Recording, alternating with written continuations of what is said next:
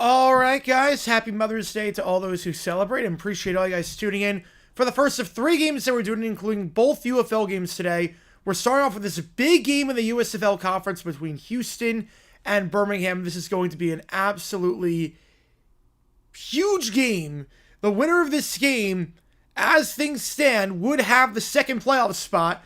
Houston playing very good football as of late. They have won 2 straight games. Granted, came against the 2 worst teams in the league in San Antonio and Memphis. Last time these teams played a few weeks ago, Birmingham won 23-16. It was a very good game. Appreciate all you guys tuning in for this stream. My name is JaredGare9. If you've never been to a JG9 live stream before, how it works is like this. Fire away in the chat with any questions you might have. I'll be happy to answer anything and everything. Any donation, get to your question right away.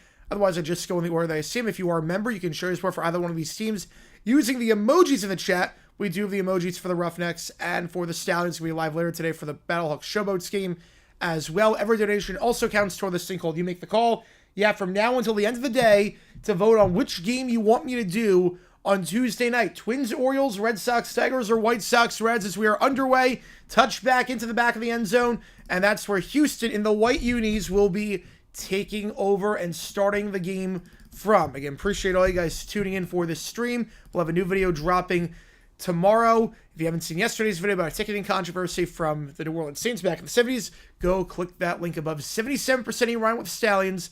Let's do this. Bud Black just got the dreaded vote of confidence. Oh, you know what that means. You know what that means. Imagine being the Rockies. Not fun. Not fun. The San Diego Fleet defeated the Denver Gold 21-0 yesterday. God, that was awful. Walk-up strikeout. I did not see that. What happened? Was it a pass ball or something? Is it a pass ball? Oh, and then I'm guessing pass ball and then bat throw to first. I'm guessing that's what it was. The runner on second or something. I'm not sure. I didn't see it, but if I had to guess, that's what happened. Probably wearing my sell the team jersey in public, as you should be, because that was embarrassing yesterday. This whole season be embarrassing. Hand up the middle, nothing doing on the first play of the game. So Quandre Wright getting nothing going. White gets stuffed at the line of scrimmage, brings up 2nd and 10. Last time these teams met, really struggled to run the ball. Houston only averaged 2.9 yards per carry, and White, 11 carries, 16 yards that game. It was not good. The leading rusher on the team was Jalen McClendon. So you take out the quarterback, you take out the runs by quarterbacks, 23 yards by the quarterbacks that game. And the last game that Houston played against Birmingham, they had 41 rushing yards on 15 carries. That's not going to get it done. Middle of the field, that ball is caught at the 41-yard line. Brings up 3rd and 4, grab there by Justin Hall.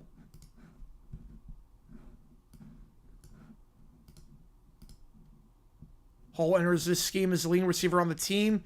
33 receptions on the season. No one else on the team is 20. Nuggets and Avalanche are still in their contention windows. They are. As long as they got Jokic, they're fine. You're in your window. You got the unicorn. You got one of the best centers to ever play the game. You're in there. Bill Schmidt back Bud Black before Saturday's game, claiming the players are working hard. Yeah, they're working so hard already. 21-0. Yep, that's a normal scoreline. McClendon drops back, fires after double pumping, and caught on the out route. Once again, it's Justin Hall. He's got 2 targets, 2 catches. McClendon in business. Near midfield, first down. And Jalen McClendon was the 3rd string quarterback. They started the year off with Anthony Brown.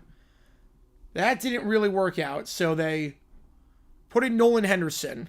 He got hurt. McClendon came in. He lit it up. Actually got hurt during the Stallions game. And ever since then, the Roughnecks have been fun to watch.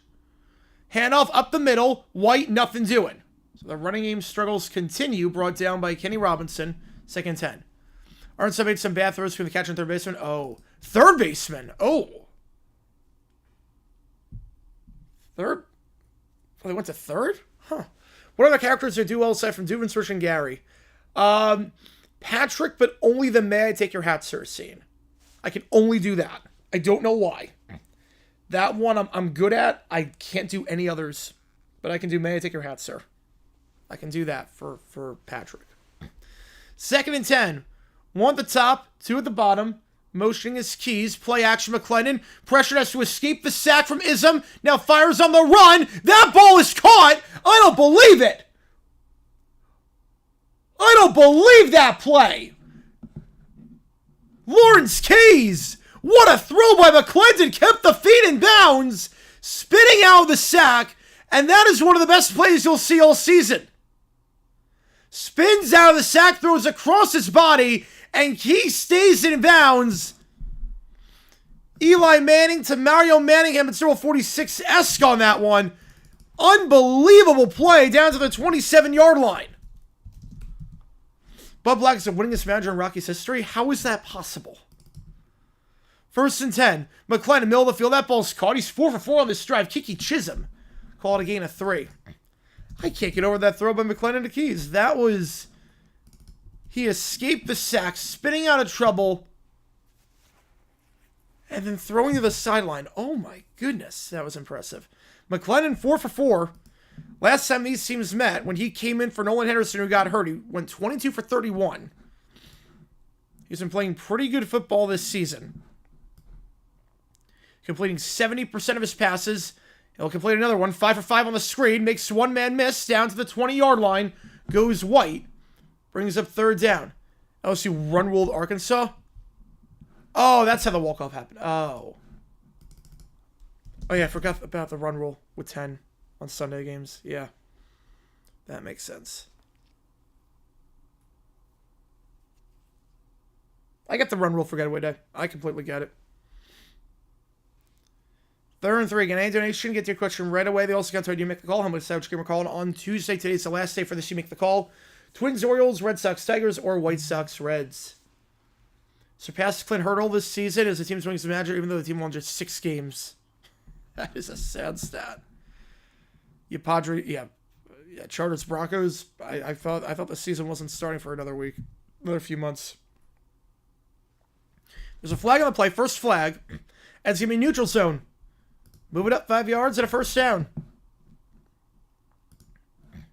Cole Knippel, our referee today. And just like that, Houston in the red zone. Another first down for the Roughnecks. This one via penalty. Haven't run the ball well today at all, but McLennan's 5 for 5. A great opening drive here for Houston as they look to win their 3rd straight game. And for the moment, take a playoff spot. Which I don't think anyone's still coming. Want the top 2 at the bottom. They give to White up the middle. He'll get positive yards this time. First positive run for him today. Gets 3. Stephen Gilmore on the stop. Brings up 2nd and 7. And this game over on ABC if you want to watch. We're going to be live later tonight for the Battlehawks Showboats game. That game on ESPN. And then at 7 o'clock, we'll be live for Sunday Night Baseball between the Guardians and the Phillies. Should be a fun one. Fans would actually be unhappy the Broncos lost 21-0, but when the Rockies lose by that same score, no one cares. Well, I think because at this point, they know the Rockies are done. It's just apathy set in. But I don't know. This scoreline is impossible to ignore. You can't ignore 21-0. You can't ignore it. 2nd 8, McLennan, pump fakes. He looks twice. He's now scrambling. He's going to throw it to the check down man, White. He'll get out of bounds to the 9-yard line. McLennan 6 for 6 on the drive, brought out by Tazzino. Some 3rd and 4. Thoughts on 21-0? The Rockies are an embarrassment. The Rockies are an embarrassment to baseball. They are awful. There are pretty much no good players on that team. And Montfort needs to sell the team. So 3rd and 4. Long drive here. Motioning into the tight end, Josh Peterson. They give to White up the middle, 1st down, and then some. White spins, and he will extend into the end zone for the touchdown. Zaquandre Wright. Zaquandre Wright. With the touchdown there, the Roughnecks score on the opening drive, and White gets his 3rd touchdown of the season.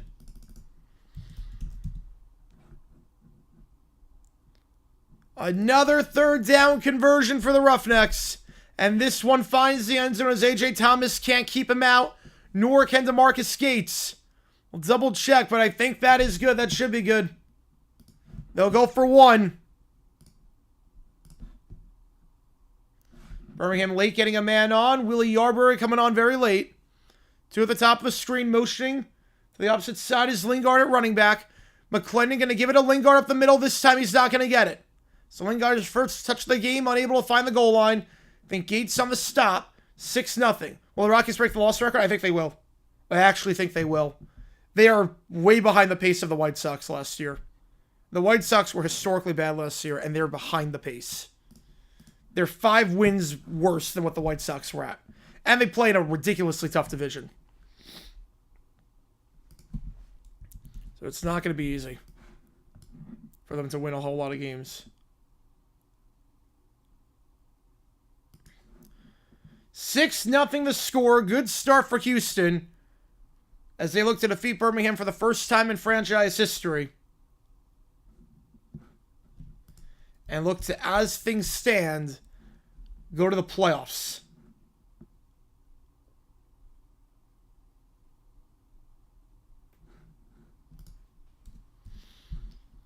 Yeah, for those wondering, the final 4 games final 3 games after this one. For Houston, it's Michigan, DC, and Michigan. So I'll play Michigan twice. 5-2. And then Birmingham, they end the season with St. Louis, Michigan, and Memphis. Watch some TV shows? All good, man. That's all I want to have the Rockies break the loss record. Stop carrying the first week of the season. At least the Twins been better with Royce back. Yeah, Twins look all right. Problems at that division is so good. They've gained no ground. But at least they look good. I think for the first, I would say you root against the teams in your division. But I'd say the first half of the season, you just got to worry about yourself.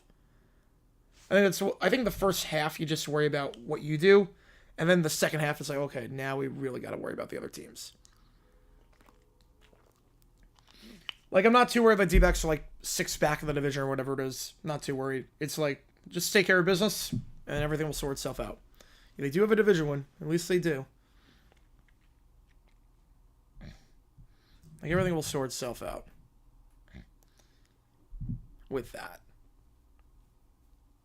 It's so bad. The Rockies are not a major league team. I don't know how we called 2 of their wins. I honestly have no idea how we have called 2 Rockies home games, and they are 2-0. I don't know how that's possible. I've called 2 games at Coors Field, and they are undefeated. That is probably the biggest miracle of them all. We might just have to do every Rockies home game just to see. Although we are going to do, when the Rockies play the D-backs, we're going to do that Saturday night game, which I think we're going to do Saturday night. I have no idea the schedule for Friday or Saturday. I'm just going to throw it out there. Friday, Saturday, I'm not sure if I'm streaming. I'm not sure what the schedule is. It's semi out of my hands for that one. So just keep that in mind. Friday, Saturday, the schedule is somewhat out of my hands. We're not doing UFL on Saturday. I'm not sure about Friday yet. But the schedule is semi out of my hands for that one. So game time decisions for what we're streaming Friday, Saturday. I'm just going to let you know that in advance. I appreciate all you guys tuning in. If you like what we see, folks, hit that like button, subscribe. Really, really helps us out on the channel as we try and grow this community even more. And we do basically all the UFL games on this channel. We'll be live for the championship. We'll be live for the playoffs. We'll be live for just about everything. We are live for both games today. White Sox had twice as many wins as the Rockies. Yep. Yeah, and that is just insane to think about. Like, I honestly don't know if they get double-digit wins on Memorial Day. I honestly don't know if they get double-digit wins on Memorial Day. There's nothing. The only saving grace for the Rockies. I don't even know if there is a saving grace. I don't even know if there is a saving grace. Kickoff return to the 29-yard line.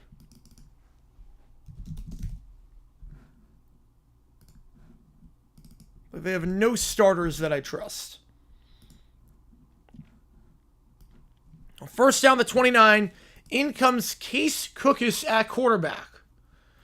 It's been a rough season in terms of Birmingham with the quarterback play and the knee and the injuries and whatnot. Peasley got injured at one point. Alex got injured.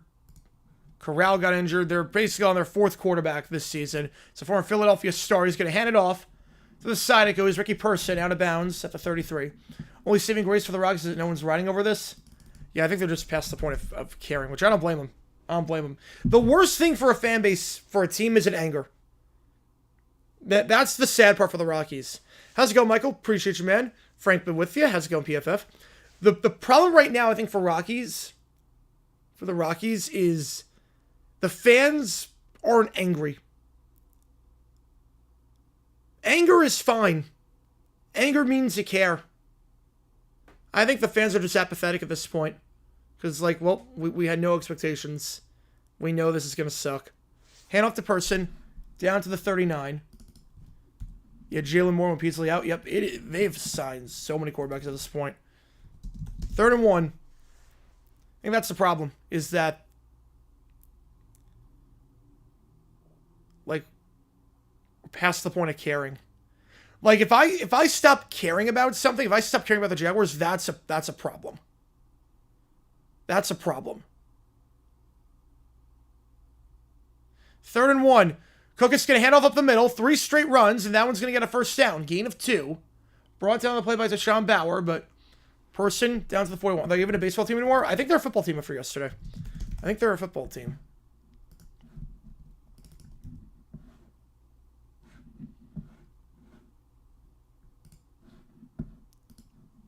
You know, just funny at this point. Yep. Like, they're already out of it. Like, they're 15 games back of 4th. Like, the D-backs have a 15-game lead on 4th place in the division already. 1 at the top, 2 at the bottom. The handoff here once again. 4 straight runs. Person this time getting stuffed right around the line. We'll call it a gain of 1. Brought down on the play by JT Tyler. Stallions have as many quarterbacks to the Browns. If the Stallions have had injuries to the position, they get a pass. Yes. Browns are just incompetent. They are. A Little League team can beat them. I like to see it. I like to see it.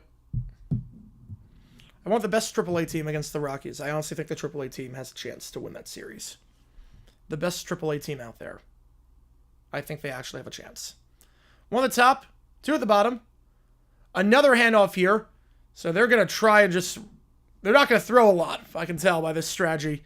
And Marable getting nothing on that one. His first carry of the day. He's going to lose about 5 yards. JT Tyler. Very good linebacker right on the stop.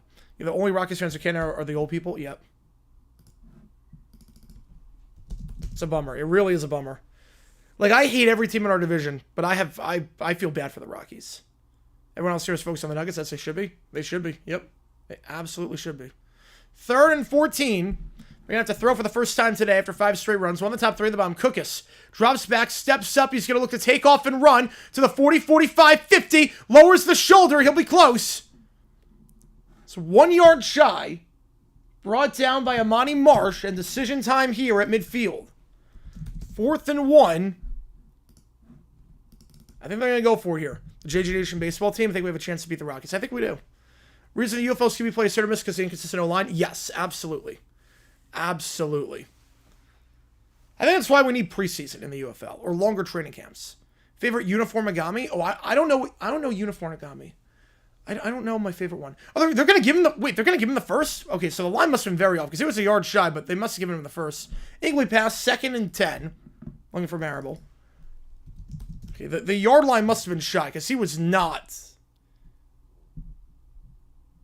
Maybe if midfield was the first down line, he got there, but the ESPN graphic showed the 49. So you South German score got to 12-0. I felt pity at that point. Yeah, there's a certain point where you know you have the win locked up and you just want to go home.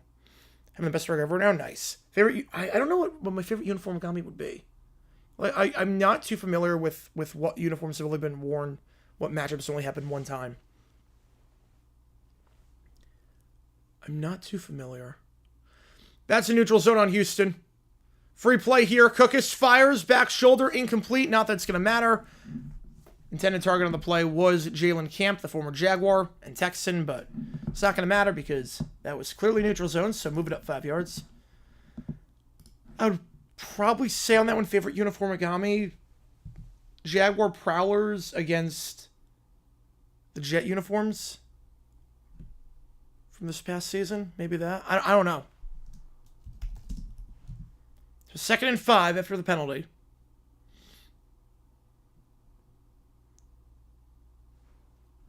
I remember when the D-backs played the Rockies and it was opening day last year. I think the D-backs scored 14 runs in 1 inning. And I was cheering for the D-backs. Slam pass caught down to the 37. First down the play, Deion Keene, his first grab of the day. Dolphins over 97. Oh, that's a good one. That's a good one. Fan of college football? Yes, I love college football. We stream all the college football games. We stream about 5 or 6 games a week for college football on the channel.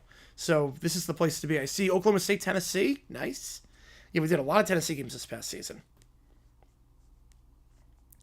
But I was cheering for the D-backs because I want to see how crazy that inning could get. And then after that, I just kind of wanted, you know what? I just want this game to end. Just, let's go home. Rams 6,000, not crazy about that one. I think Dolphins are 77. First down, delayed handoff here goes to Person. Person cuts inside to the 30-yard line, breaks the tackle, still on his feet, bowls his way to the 27. That's enough for a first down. Brought down by Corn Elder, not before getting 10 yards and a first down. The fake schedule account has 5 Seahawks games. Name them? Oh, I don't know. I don't know those games. But I saw they had Sunday Night Football, Patriots, Panthers, Week 1. Yeah, Frank could save him. Yeah, Frank could save him. They're actually going to say he's just shy of the sticks at the 28-yard line. 2nd and 1. By the way, heck of a run by Person. Trips at the top of the screen. Cookus takes the snap, gives it off to Person once again. The 8th run of the drive. First down and then some. Person down to the 9-yard line. Gain of 19. 1st and goal. Bills, Bucks, so now, yeah, but those Bills units were not that good. I'm a Gators fan, yes. Gators and Arizona State, because I went to ASU. So, Gator fan and ASU. Speculation is Routers finally makes a decision this week. I'll believe it when I see it. They have Week 1 at Titans, Week 2 Saints, Week 9 Thursday Football Rams, Week 14 at Rams, Week 18 Cardinals. Oh, boy. They had Jaguars Chiefs Week 16 Sunday Night Football. They also have Broncos Packers 1 o'clock Eastern in Denver, which makes tons of sense. 3 at the top of the screen. Another run here. And Marable's in the end zone with ease. Touchdown, Birmingham. Running down their throat. Birmingham had over 4.3 yards per carry last time these teams played. And Marable with a 9-yard touchdown run. He gets in there. CJ Marable his first rushing touchdown of the season. And both teams with an opening drive touchdown. Last time my team for San Diego won a game like 21-0, oddly enough, was the Chargers being the Broncos. History repeats itself, baby. Name the problem with that. Week 1 at Titans.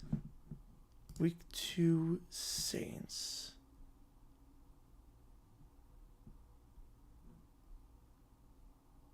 So they're the first 2 weeks. 2-point try. Back shoulder. What a throw, but broken up. Jordan Thomas high points the ball, but Damon Arnett breaks it up, and we're tied 6-6. Like Jags. That's a decent one. Name the problem this first 2 weeks. At Titans. They play those teams this year? They even play them? Like in those spots? They're not playing in those spots? Yes, I'm a fan of ASU in Florida, and I dislike Georgia and Arizona. Yep, you got that right. You got that right. Amen on that. You know, I went to ASU, so I went to ASU for grad school, and then Florida. I've been a fan my whole life. Yes, they play, but in those spots, like in those stadiums. Another MVP mid-off fact. If I had a nickel for every time a San Diego team defeated a team from the Rocky Mountain area by the score of 20-0, I have 2 nickels, which isn't a lot, but it is weird that's happened twice. There you go. There you go. Is there a scheduling conflict? Oh, wait. Wait, do the Mariners play week 2 in... The Mariners play week 2, don't they?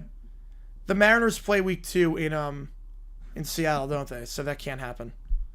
Yeah. Has to see what other games are. I'm guessing it's something Mariners related. I'm going to put out a video, I think, where I'm going to say everything we know about the schedule in terms of like, what has to happen. Don't have a favorite UFL team yet, but I'm thinking about picking a favorite team later on in the future. Yeah, let it come naturally. I don't have a favorite team. I enjoy watching this league. I don't have a favorite team. You got it? Let's go, baby. Let's go. I just like watching the league. If Phoenix gets a team or Jacksonville gets a team, I'll root for them, but other than that, I'm just... You could give it... Yeah. I was like, okay, that makes sense then. That makes sense. If you like what you see, folks, hit that like button, subscribe. Been a fun game so far. Both teams opening drive touchdown. The last time these teams met was one of the best games of the season, 23-16 Birmingham. We got another one that looks pretty good right now. It's Birmingham running down their throats, but McClendon perfect on that last drive for Houston.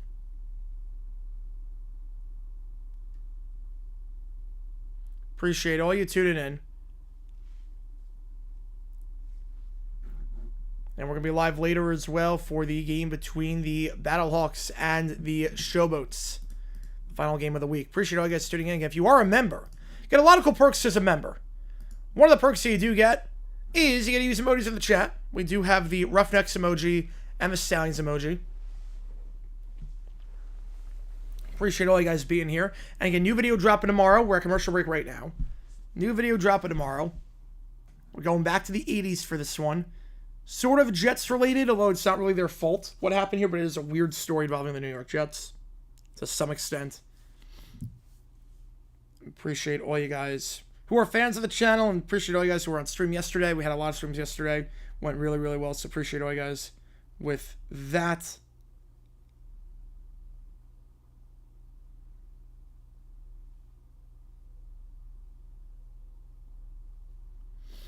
The MLB worst Rockies rewarded the vote of confidence their manager received with a negative 21 run salute.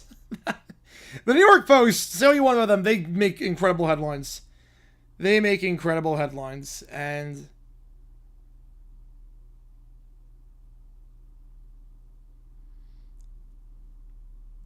that's a great one. Not sure how much longer Bud Black lasts. I hope he lasts at least for the next week, because the D-backs do play him this week. So, fingers crossed, because we do need something after this gauntlet of our schedule. D-backs have the Mets, Phils, Mets, Dodgers, and then Giants with no days off in between anything. So far, I don't want to write this gauntlet. We're actually doing all right. think we're at 500 on the gauntlet, which is not bad at all.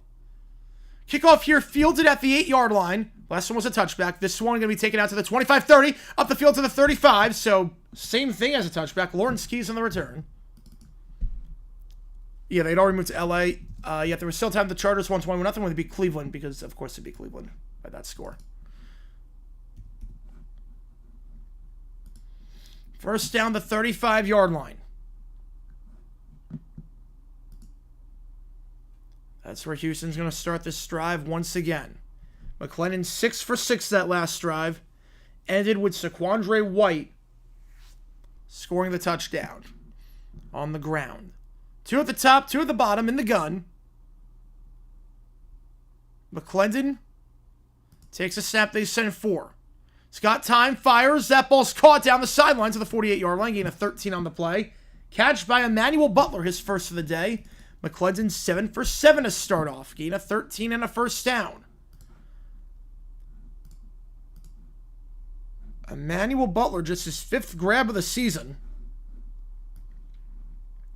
But gets this drive started off in business. Under 2 to go in the first quarter. 1 at the top, 1 at the bottom. In the I formation here. Looks like White is in the backfield. Now motioning is Grayson. Hand over the middle. He could be gone. Zaquandre White. He does it again. Twice is nice for White. They got Grayson in motion, handed it off up the middle, and Houston back-to-back touchdown drives. Zaquandre White, 52 yards. The longest run of the season by any Roughneck by a lot. 2 plays, and they're in the end zone. A 65-yard drive. White got into the second level, got by Madre Harper. Stephen Gilmore couldn't close it down and was off to the races at that point.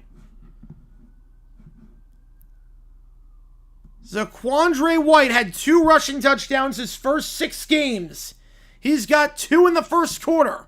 Cousins to the Saints. It's going to be tough because they're not going to trade in division, I don't think. You're not going to make an in-division trade. The give to White or Lingard this time, and he gets stuffed. So the 1-point try is no good. Yeah, it was untouched. So if you've given it twice to Lingard on those 1-point tries, and both times he came nowhere close. But just a horrible angle there by Madre Harper. He just let White come to him, blow by him. Harper was very passive on that one, took a horrible angle, and at that point, White was off to the races. Houston leads 12-6. Yeah, Padres laid a 3-touchdown and extra point football score against the Rockies. Yeah. Yeah, that was rough. That was rough. Thoughts on Seahawks with the offseason? I'm not crazy about him. I think Darnold's a pumpkin. Now, I'm fine getting rid of Geno. Geno's not a franchise guy. I'm fine getting rid of him. Especially for that money. At least with Sam Darnold, you can get out of it for 1 year. I'm not crazy about Darnold just in general. I think his pocket presence is not good. I think the true Darnold is what we saw the last 2 games. I don't know how fast he is, but today's performance should get him a camp invite. He looks good today.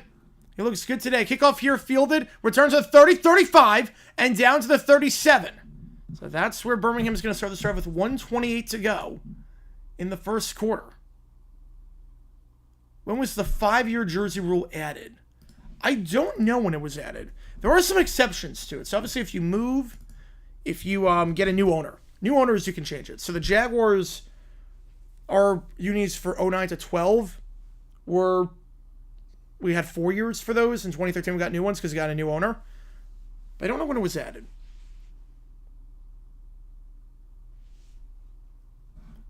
Not tolerate Sam Darnold's slander. I mean, it was better than I thought he would be. But that Vikings-Rams game, I mean, seeing that in person, I'm like, oh boy.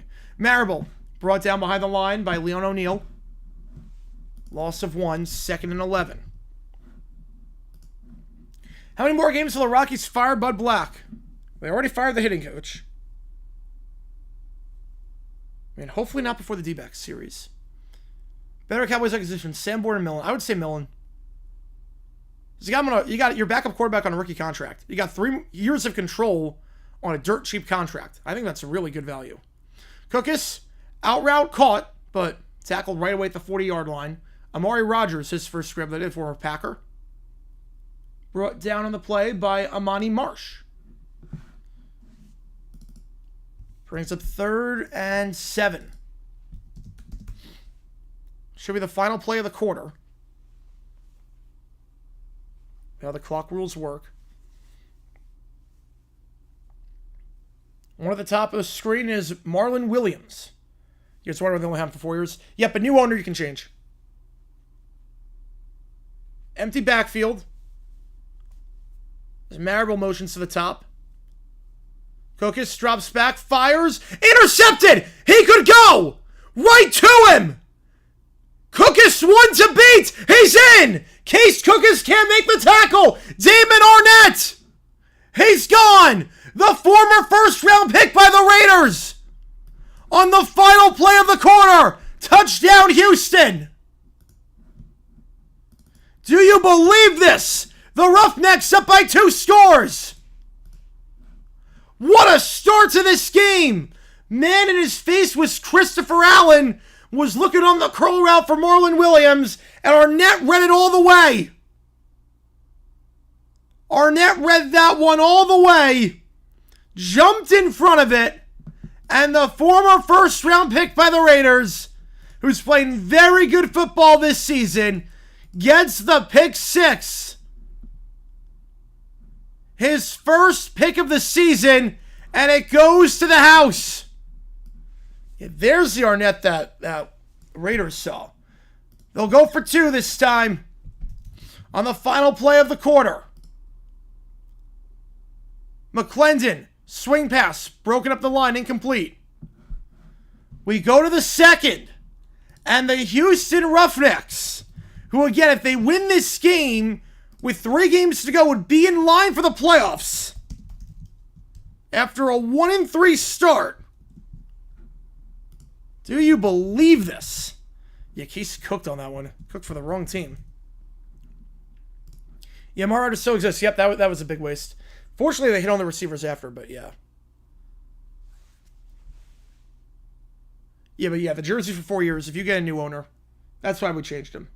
Also, the Steelers are signing Trey Sermon to a 1-year contract. That just got announced. Trey Sermon to a 1-year deal.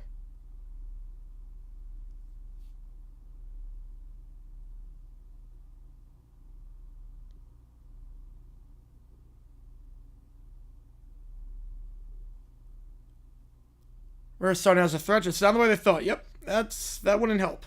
That would not help. Yeah, if you like what you see, folks, hit that like button, subscribe. Helps us out a ton on the channel.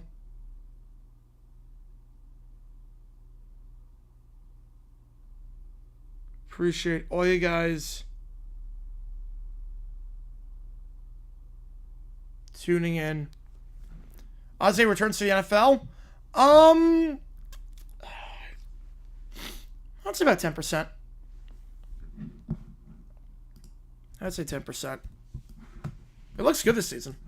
The Houston defense looks really good this year, I will say. Houston's defense is balled this year. They really have. And it helps so we can actually get some rest because the offense is actually competent. The Roughnecks have never been the Stallions since the merger.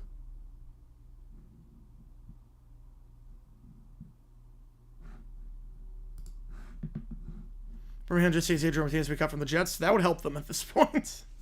That would help. Although now that Jordan Travis has retired, Martinez might make the team. Martinez might make it on at that point. After that retirement. All right, 18-6 the score. 75% of you were riding with the Stallions at the start of this game. It is now flipped. 75% of you riding with the Roughnecks to win this one. Like Matt was wondering where that Damon Arnett was in 2020. Yes, he is.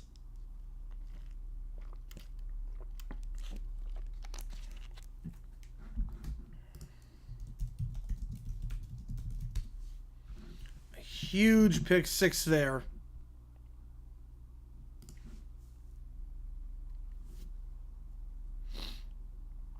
The first pick 6 of his professional football career. The first pick he's had at any level since 2019 with Ohio State. It's been a while. Has not gotten his hands on the ball like that in 6 years. And he takes it to the house. Cookus throws the pick six and it's thrown to the ground trying to make the tackle. Wing Spike Curtis Johnson. He had one pick for the Raiders? He did not. He had no picks for the Raiders. Last pick was 2019 with Ohio State. 78% he ran with the Roughnecks to win this one. And split the series, and as things stand, they would own the tiebreaker over Birmingham by virtue of better conference record. Kickoff in the end zone, taken out. Not sure why, because you get it at the 35, and now they're only going to get it at the 18. Davion Davis, bad decision to take that one out. It's a loss of 17, essentially, and Birmingham is going to start inside their own 20. Jaguars, Travis Hunter begins to make up an offense, starts saying defensive set. I like the way they're doing it. Just ease him in. Just ease him in. Did the Vegas lifestyle play a role in Henry Ruggs getting into what he did do? I don't think so. I don't think so. People like that would do it anywhere. Yeah, the way that they're easing Hunter in, and all the stories here about Hunter, I mean, it's all been great. This coaching staff, they've done a pretty good job so far in camp from everything I've heard. Seems like it's pretty restrictive, but from what I've heard, looks pretty good. Play action, slam pass. That ball's caught by Kane, so nice bounce back there by Cookus. Finds Kane for a gain of 8 down to the 26-yard line. And this game over on ABC. We'll be live later today for the Battlehawks Showboats game. 2nd and 4. And that game will be on ESPN, as well as Sunday Night Baseball game. Hunter on offense and defense. What percentage of snaps? I would say...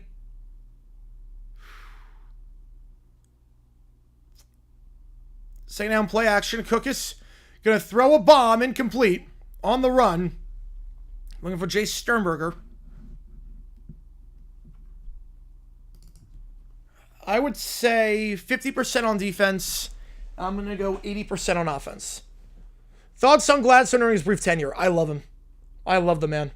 He was my number one guy that I wanted as a GM. I was really impressed with what he did with the Rams. I like his style.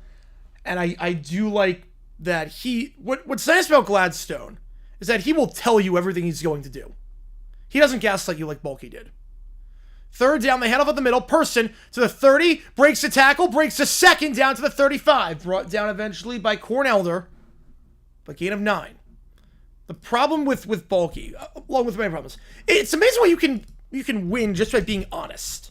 Like James Gladstone said, we're going to sign a veteran defensive end.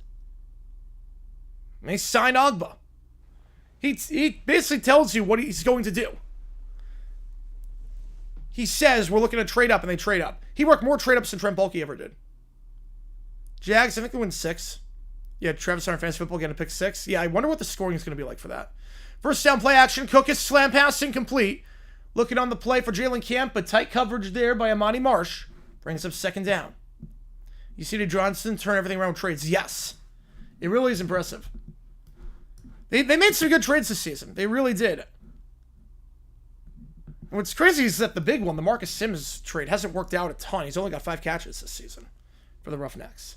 So that hasn't worked out a ton, and they're still okay. Trevor Down Jacksonville gets injured again? No, but because of the contract, but we're getting to that point. 2nd and 10.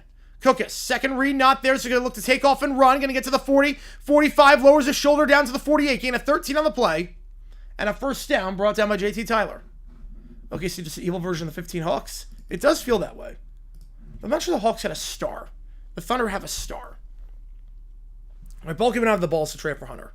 Yeah, that alone is like, okay, we have a GM that knows what he's doing. And he kept it under wraps. There's no leaks that are coming out like with Bulky. There's no turmoil. Everyone's on the same page. Like, everything's great. Fact or fiction, will be somewhere between 8 to 10 quarterbacks who get massive NFL contracts if they continue to play at a high level. Fact on that one. If you played a top 12 level, you're going to get a max stealer thereabout. Cookus can't escape the sack. Brought down the 38-yard line. To Sean Bauer on the sack. Loss of 10. 2nd and 20. Cookus took a lot of sacks in the USFL. The Philadelphia Stars was the thing that really hindered him. And he takes a sack here as the pressure got to him. Keaton Sutherland, the left guard, got blown up on the play. Brings up 2nd and 20. Which of the QBs drafted in 23 and 24 will get massive contracts if they continue to play well? CJ Stroud, Bryce Young if he plays like the second half of last season, and then really anyone from 24. 2nd and 17. Cookus gonna throw on the run, but he was a solid yard ahead of the line of scrimmage. So this one's coming back. Pass was incomplete either way. Back it up 5 yards. And a loss of down. 3rd and 22. You might think CJ Stroud, if he plays like he did the first season, not the second season. Jane Daniels, obviously, he's playing at a top 5 level. So 3rd and 22. Birmingham, not the start they envisioned. Allowed a touchdown their first 2 drives. Pick 6, and now Cookus taking a sack and then throwing ahead of the line of scrimmage. They're feeling the pressure on the play. From number 95, Israel Antwine.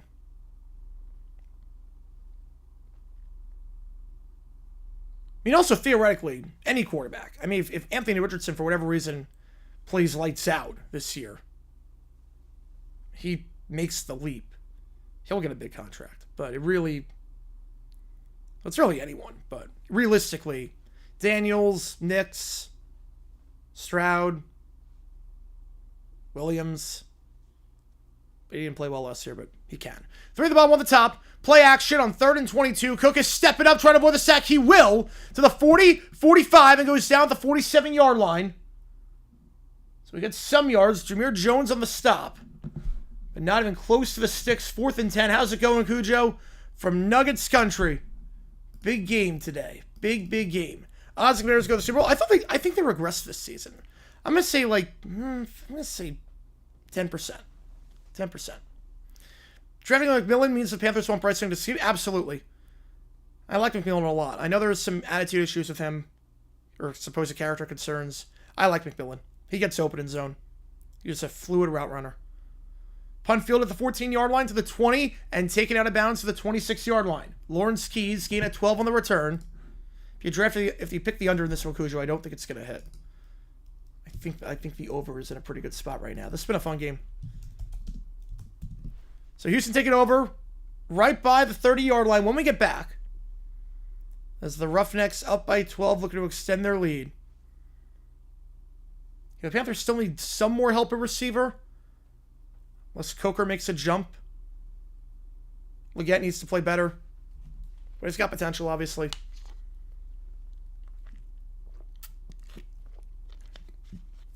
And we got 3 games today. We got both UFL games. And we got the battle between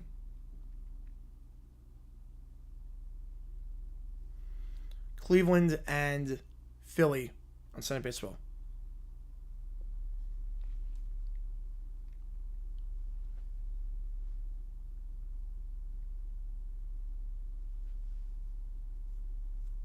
All right, Sabu passed away at 60. Wow.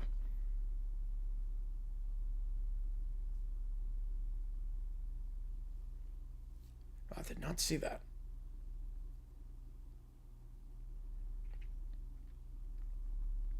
A new video dropping tomorrow. It's going to be semi-Jets related. Like, Jets related in the sense that it's not the Jets did anything wrong. Who's playing the Eagles over tonight? I got the Commanders. The Panthers playing mid-tier for now. I mean, that division's not bad. That division, they can definitely win it if he plays well. He plays like he did the end of last season. And the Panthers defense isn't historically bad like it was last year. They've got a chance to do something. James Pierce. So, here's the thing with Pierce. I like the guy a lot. I just don't agree with giving up a first-round pick for him. I like Pierce a lot. I don't agree with giving up a 2026 first-round pick. Because the problem is that Penix doesn't play well this year. Penix is not the guy. And he disappoints. You're going to have a new coach, a new GM, and you now have a very bad vacancy in Atlanta because you have no first-round pick to work with. So Fano made that move to make that vacancy as unattractive as possible. I do like Pierce a lot, but I would not have given up a future first-round pick to get him, to trade back up into the first round and get him. Yeah, no, I was very disappointed when Texas won. Do I have anything against Texas? No. No, I don't dislike them, but don't send the house on 4th and 13. That's all it comes down to. Just don't send the house on 4th and 13.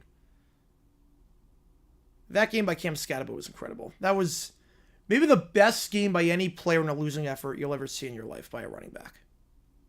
I mean, that was a special game by Cam. Panthers pick obstacles the Bucks? Oh, by far. I can't trust the Falcons. Who did the Falcons should pick with 26 overall? No. So it's not that they should have traded up. I like Pierce. Don't get me wrong. I like Pierce. If they had 26 naturally, I'm like, Pierce is a great pick. I just don't agree with picking him, trading up for a defensive end and giving up a first-round pick for it. Trading up into it reminds me of the Davenport move a lot. Now, granted, Davenport was way more raw, but it reminds me of that. I don't agree with trading up into the back end of the first round to get a defensive end. The only reason I would ever give a future first-round pick to trade up into the back of the first round is to get a quarterback. It's the only reason I would do it. I agree with you on that one, Dang. I agree with you there. 2 of the top, 3 of the bottom. Ball at the 28-yard line. McClendon, perfect so far today, but that's going to be incomplete. Low throw, Mario Goodrich on the stop. You go with American promo regarding Bill Belichick? Yes, it is set for Friday. It is set for Friday. So yeah, my problem wasn't taking Pierce. My problem is, you give a future first-round pick for a defensive end in the back end of the first round? I'm like, I don't know about that.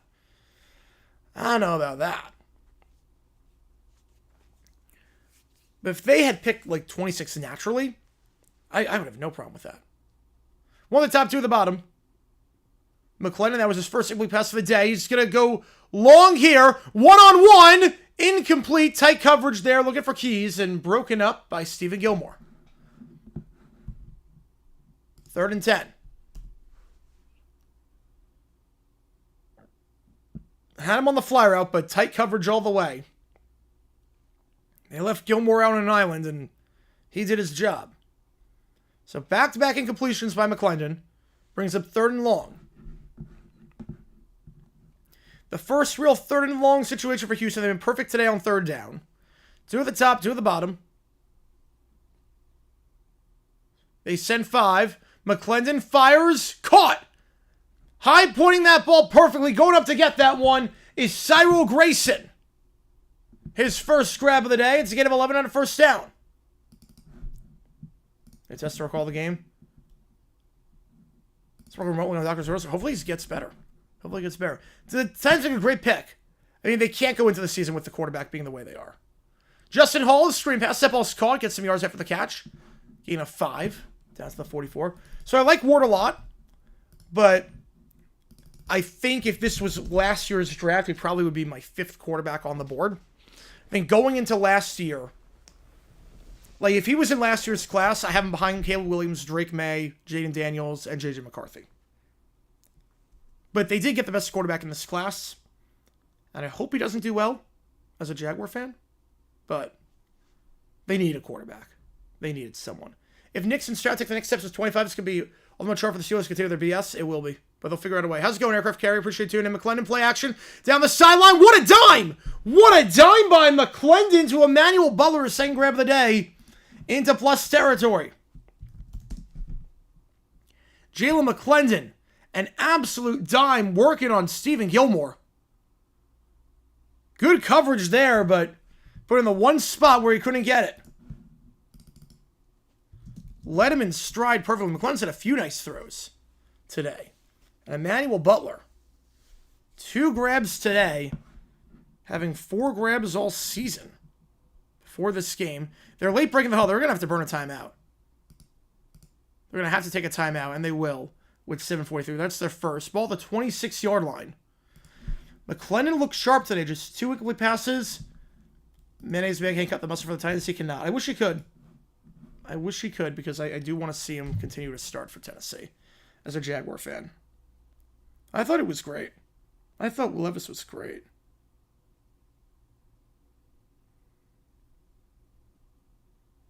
It's so funny, too, because I was at the draft, and there was a Titans fan in our section, in 2023 when they drafted Levis. And the fan was saying, I really don't want Will Levis. I'm worried on the first round we're going to take Will Levis. First round comes, they don't take Levis. And she's super excited because it's like, okay, thank God we did not get Levis. He's someone else's problem. And then the draft continues. Levis is still there. And you can see the dread sitting in like, oh, crap, we're going to do it in the second round, aren't we? And sure enough, they do. We all knew it was going to be a disaster. We all knew it. Test Storm of Excursion together? Well, they're both play-by-play guys, so I'm not sure how that would work. I feel like that would... Knicks is perfect for the Champagne offense. He is. He absolutely is. Knicks looked great last year. Knicks looked great. They didn't look good yesterday in that 21-0 loss, but... He's good. He's got better deep ball accuracy than I thought coming out of college. He's got way better deep ball accuracy. He made a few dimes last year down the field that I did not expect. If you like what you see, folks, hit that like button, subscribe, help us out on the channel. Houston ball after the timeout, 18-6 the score. This one over on ABC. How's it going, everything? Appreciate you tuning in as always. Appreciate you, man. Yeah, if they called the game together, yeah, it would break the sound barrier. It would not be pretty. It would not be pretty. My stream just froze. Give me a second. I have to reset my stream. I didn't get a chance to see El Clasico. Okay, my stream just crashed. Give me one quick second, guys. The stream I'm watching this on. One kaput. So give me a second here. Let's reload this. Why does it say it's starting soon? It should not be doing that. Alright, there we go. Yeah, back on our way in just a little bit. How surprised was I that Harbaugh was gushing over her when he was first hired? Not surprised at all. He wouldn't take the job if he didn't like Herbert. Done with high school, bro. I have a month internship, then off to UConn. That's awesome, man. Congratulations. Congratulations. UConn's a good school. I know a lot of people that went there.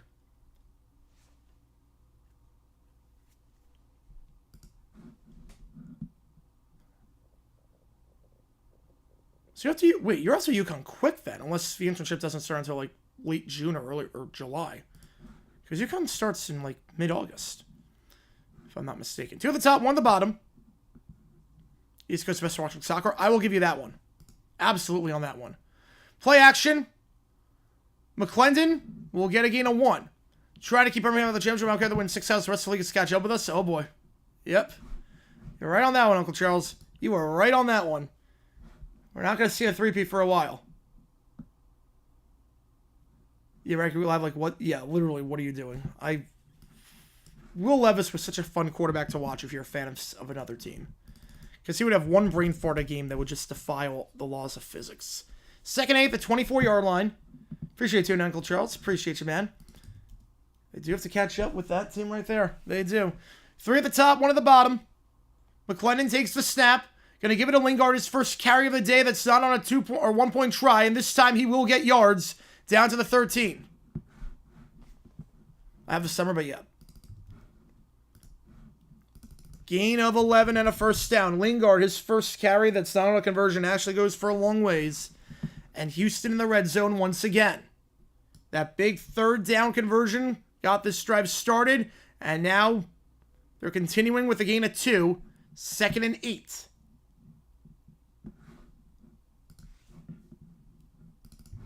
They got the 3rd and 11 to Grayson.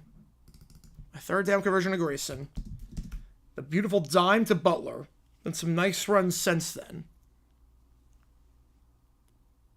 Trying to stay ahead of schedule here. 2nd and 8. Houston 186 yards of offense already. Again, last time these teams met with just a 7-point game, McClendon came in and looked a lot better than Nolan Henderson. They might have found something here. They traded for him, the backup quarterback from DC. Drag route caught. End zone touchdown. Kiki, do you love me? Or are you riding into the end zone for 6? Kiki Chisholm. 24-6. And the Houston Roughnecks are pouring it on. 3 drives, 3 touchdowns. This is an all-new team. With McClendon at quarterback, this is not your daddy's Roughnecks. This is not the Roughnecks that started the year off with Brown and Henderson at quarterback. This team is actually fun to watch offensively. We were wondering the last 2 weeks, okay, you beat up on the Brahmas and the Showboats. The 2 worst teams in the league. Are you really that good? Yeah, they're that good. 3 at the bottom, 1 at the top. They're going to go for 1, try and make it a 19-point game, which would be 3 scores. They're going to throw. 1-on-1, back shoulder, incomplete, looking for Chisholm, but flag on the play for PI. Chisholm got pulled to the ground by Mario Goodrich. Yeah, Booger McFarland was not a good color commentator. I'm with you on that one. With you there. Need a better analyst.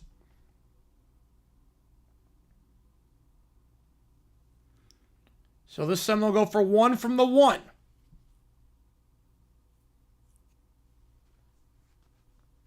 To make it a 3-score game.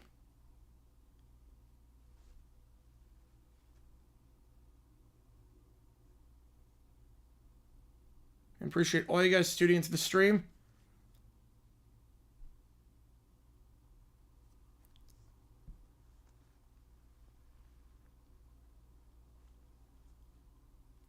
White lines up to his left. Gonna keep himself McClendon on the read option. And that's their first conversion of the day. The Roughnecks up by 3 scores. Who saw this one coming? 25-6. And the Roughnecks right now might be one of the most dangerous teams in the UFL. Words I never thought I'd say at the start of the season. They lost the first game to St. Louis 31-6. They did just about nothing the first 2 weeks of the season. With Anthony Brown at quarterback, played about 30% of his passes. They kept Curtis Johnson. Time to revisit just win? Yes, I think it is. I think it definitely is. We'll get there at some point. And just like that, the Houston Roughnecks. Do not underestimate this team. They are actually pretty dangerous.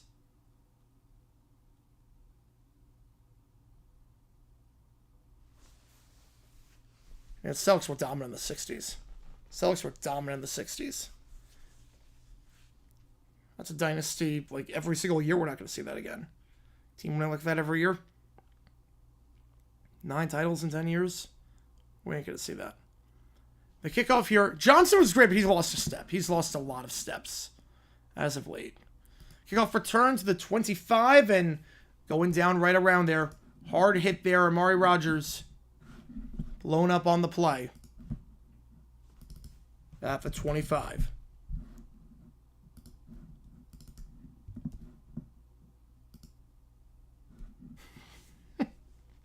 First down for Birmingham. They scored an opening drive touchdown. Have done nothing since. Got to claw the way back into this game. Now, I will say Birmingham does get the ball to start the second half. So a chance of double dip depending on how this drive goes. But Cook is just 19 yards passing today, plus the pick 6. We'll get some help there on the first pass to Kane on the comebacker. Down to the 31. We'll call it 2nd and 5.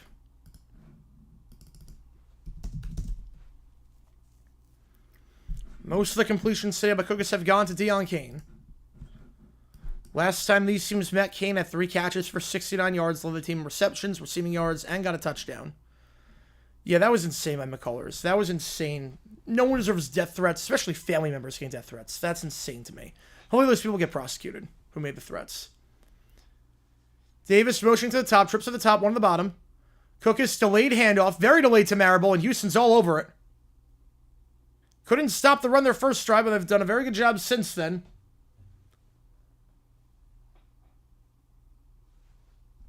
Brings up 3rd and 5. Yeah, Booger had one good line, and that was the Popeye's Biscuit line. That was his signature moment. I like him in the studio, but he just was not cut out to be a color commentator. It's 2 different skill sets. It's all on the fly. A lot of color commentating is on the fly. 3rd down. Cookus of his back foot to his running back, caught. One-handed grab, but he's shy of the sticks. Person on the grab. Brought out of bounds by Marvin Moody. 4th and 2. And they're going to have to punt. Quick 3 and out. The Houston defense does its job. And this game is getting very out of hand very quickly. Yes, I am streaming the Guardians tonight. We actually have, if you remember, we do have the emojis. We're gonna add more emojis for the Phils and the Guards. We do have the emojis in for the Guardians. So we are doing that 7 o'clock Eastern tonight. Yep, 7 o'clock Eastern. Colby Wadman on to punt. Lawrence Keys back to return. Yes, we'll set up that stream and go live at 7 o'clock Eastern for that. I think about 7:03.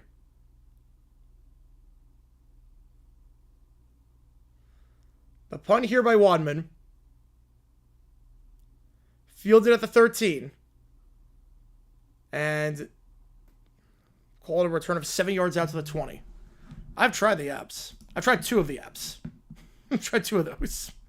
Obviously, there's one I haven't tried, which there's a reason for that, but.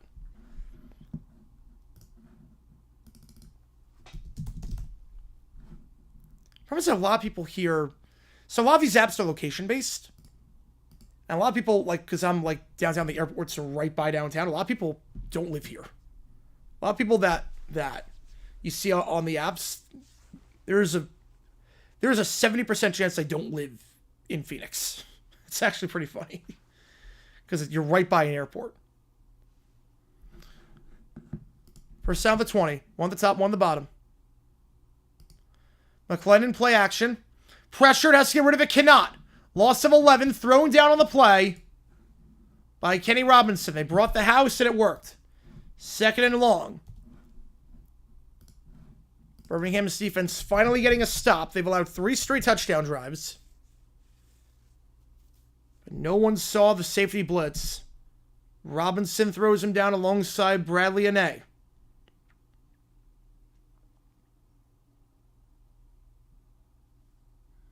Second and 21. 2nd and 20, actually, at the 10-yard line. On the top, 2 at the bottom. Going to give the ball off here to White. Trying to get some of that yardage back. He'll get 3. So still 3rd and a mile.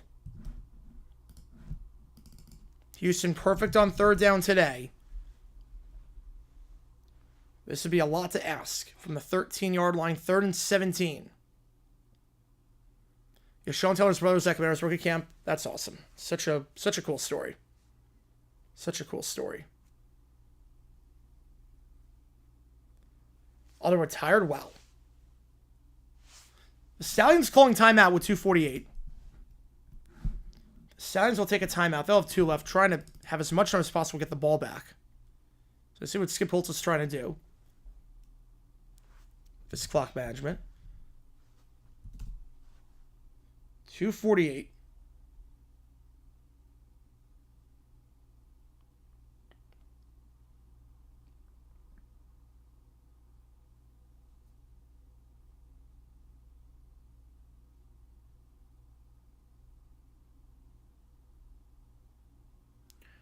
McClendon, they send 4. Just going to check it down on the drag route. Gets a block to the 20, but it's going to be a block in the back. It's not going to matter. Move it back to the 20, or we'll get 11 on the play. The block in the back's not going to matter. But around 4-2 as it sounds, I wouldn't have. Nah, it's too early. Trust your defense. And they do get that one. That penalty should be declined. Whoa, they're going to accept the penalty? Why? Why would you accept it? It's 4th and 6. Wait, what is Skip Holtz doing? I don't think that this is not worth it, because now an automatic first down on a penalty gives an automatic first down. I get the holding call, but you're still way shy of the 6. It's 4th and 6. Are they really? Okay, no, they're changing the call. I was gonna say that would have made no sense for Holtz to accept that. They're changing the call.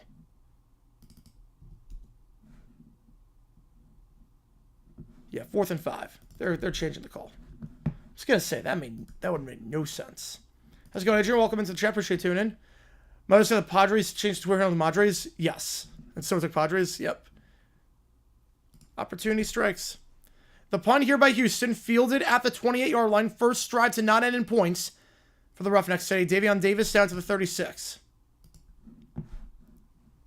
that was a dumb move on the Padres' end.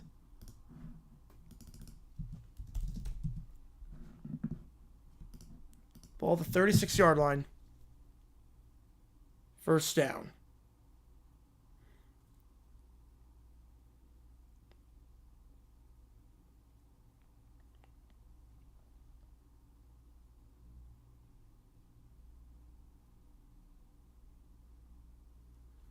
.225 to go. A chance to double dip here for Birmingham because they get the ball to start the half. Ball to 35. Cookus, empty backfield. He's firing a wobbly throw but caught by Jalen Camp at the 49-yard line. I mean, I watched the UFL this past week, and when I started the game on TV, I hear this whole QB room is injured. Yep. He's not wrong there. Literally, this is the fourth quarterback that Birmingham's had this year. Peasley's out. Alex McGoo's out. Alex McGuff out. And Corral is out. 2-minute warning. How's it going, Miles? Welcome to chat. Appreciate you tuning in. You know, the entire quarterback room for Birmingham is badly beaten up. They're down to Case Cooks at this point. You have Mother's Day to all those in the chat? Absolutely. First down at the 49 when we get back. 2 minutes to go in the first half. If you like what you see, folks, hit that like button, subscribe. We have the emojis in the chat if you are a member. Every donation counts, so to make the call. Help me decide which game we call. Twins, Orioles, Red Sox, Tigers, or White Sox, Reds. You were in LA for the MLS Cup. Thanks to players leave, and now Galaxy are bottom of the West.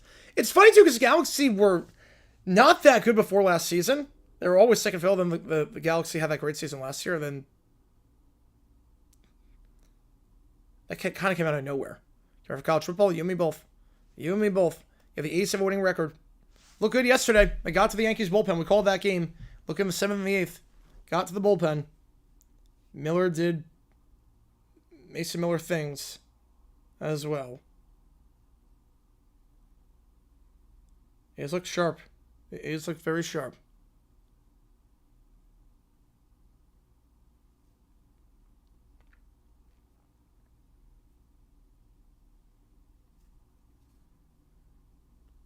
And we're going to be live later today for the Showboats game. We're also going to be live for the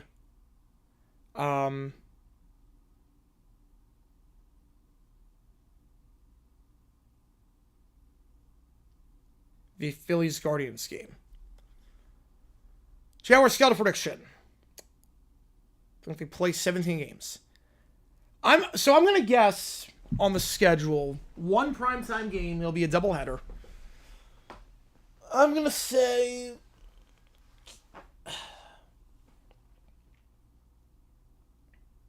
7 goals. I didn't see that coming.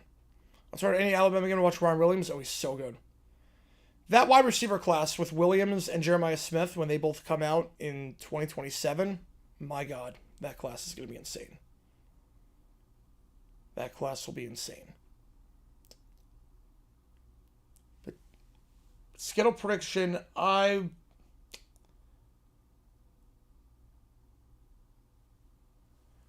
going to get the Chiefs pretty early on. Can't watch the game. They have local church service on ABC. Oh, really? That's surprising. That's surprising that it would be that way. Surprising. Assume it's available on ESPN3 or whatnot. But appreciate all you guys tuning into the stream. Doing live play color commentary on this. Yeah, own goal in the 7th. I mean, that's when you know. Yes, he could be out soon. He definitely could be out soon.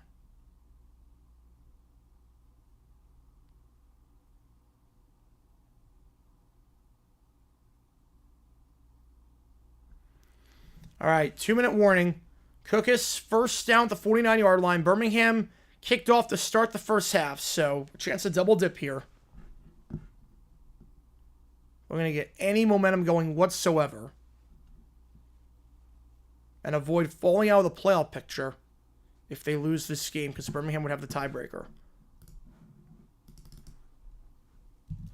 Ball at the Houston 46, first down. Cookus stepping up, fires, wobbly throw incomplete. Looking for Deion Kane. wants a flag. Thought Kane was being held, but not going to get one. It looked like he was being held, but no call there. They take it for Mother's Day, so you're good. Nice. Nice. Yeah, today's a big takeout day. Today's a big catering day.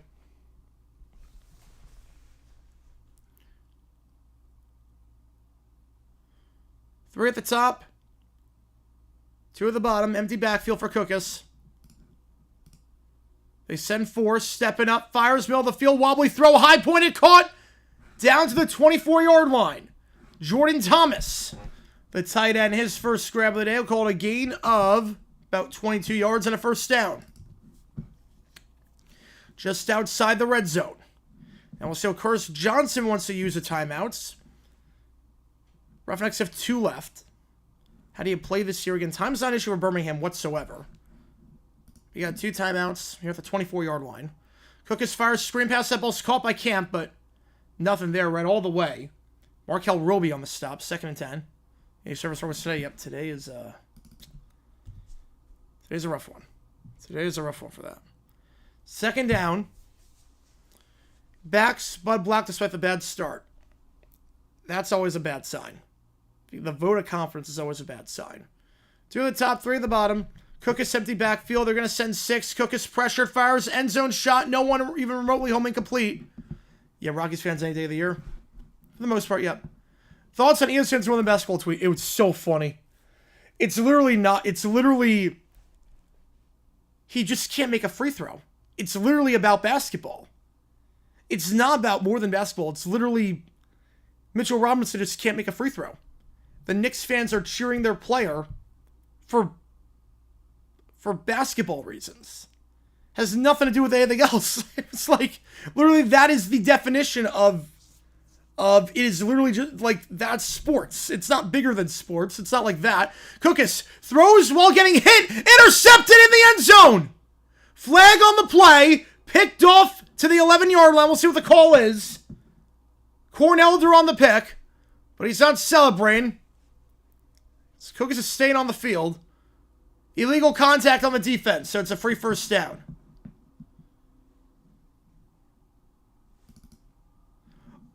Yeah, I thought, no, he literally, he sucks at free throws. It has nothing to do with that. No, there was nothing about that. It literally, he just sucks at making free throws. He hit like 33%, he's a 33% free throw shooter.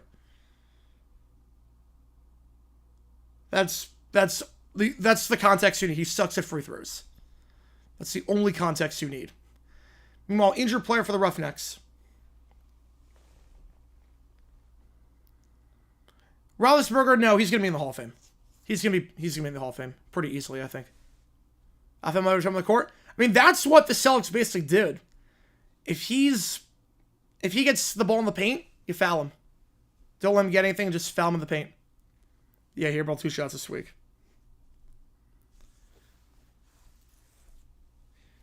Like, it would be, yeah, it would literally be like, I get the idea, like, I get, like, bigger than sports moments. I get that. That wasn't one of those. That was literally just sports. That was just, you're cheering for your team. Because this guy's on the line, he sucks at the line.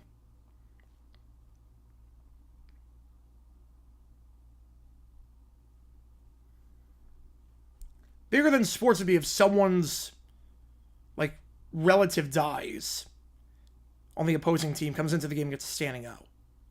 Like, that's bigger than sports. This is literally just Mitchell Robinson sucks at free throws.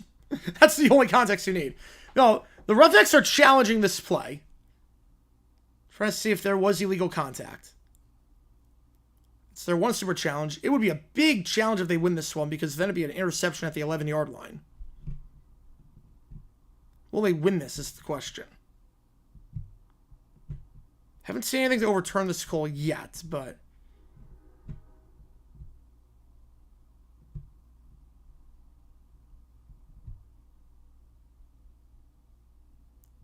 and the challenge is unsuccessful. I had a feeling. So Houston now, without any timeouts, had to burn 1 for the injury and 1 for the challenge. So the Roughnecks have no timeouts. So now if you're Birmingham, you got to bleed this clock. Clock's not an issue for Birmingham. They got 2 timeouts. They got 1 minute. They're inside the red zone. Roughnecks lose their challenge. Lose 2 timeouts. Yeah, just shoot free throws. Yep. That would help. Slam pass. That ball is caught. Sternberger down to the 11. Now you got to wind this thing if you're the Roughnecks. You have 1 minute left. You don't want to give this ball back to Houston with any time for them to do anything. You want to double dip as much as you possibly can. We have another injury, though, for the Roughnecks. Marvin Moody is down. That will stop the clock. So the unofficial 4th timeout there.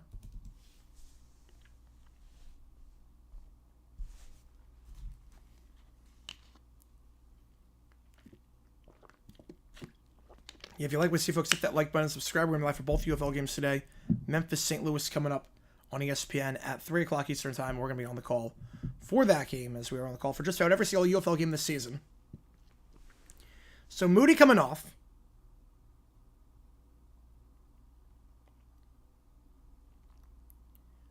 We go 2nd and 2 at the 11-yard line. The Broncos lost 1 game last year by 20-plus runs. The Rockies just did that yesterday. Might not be the last time they do it, too. Might not be the last time. Honestly, wouldn't shock me. How's it going, Prezi? Welcome to the chat. Appreciate you tuning in. Appreciate you being here for the UFL.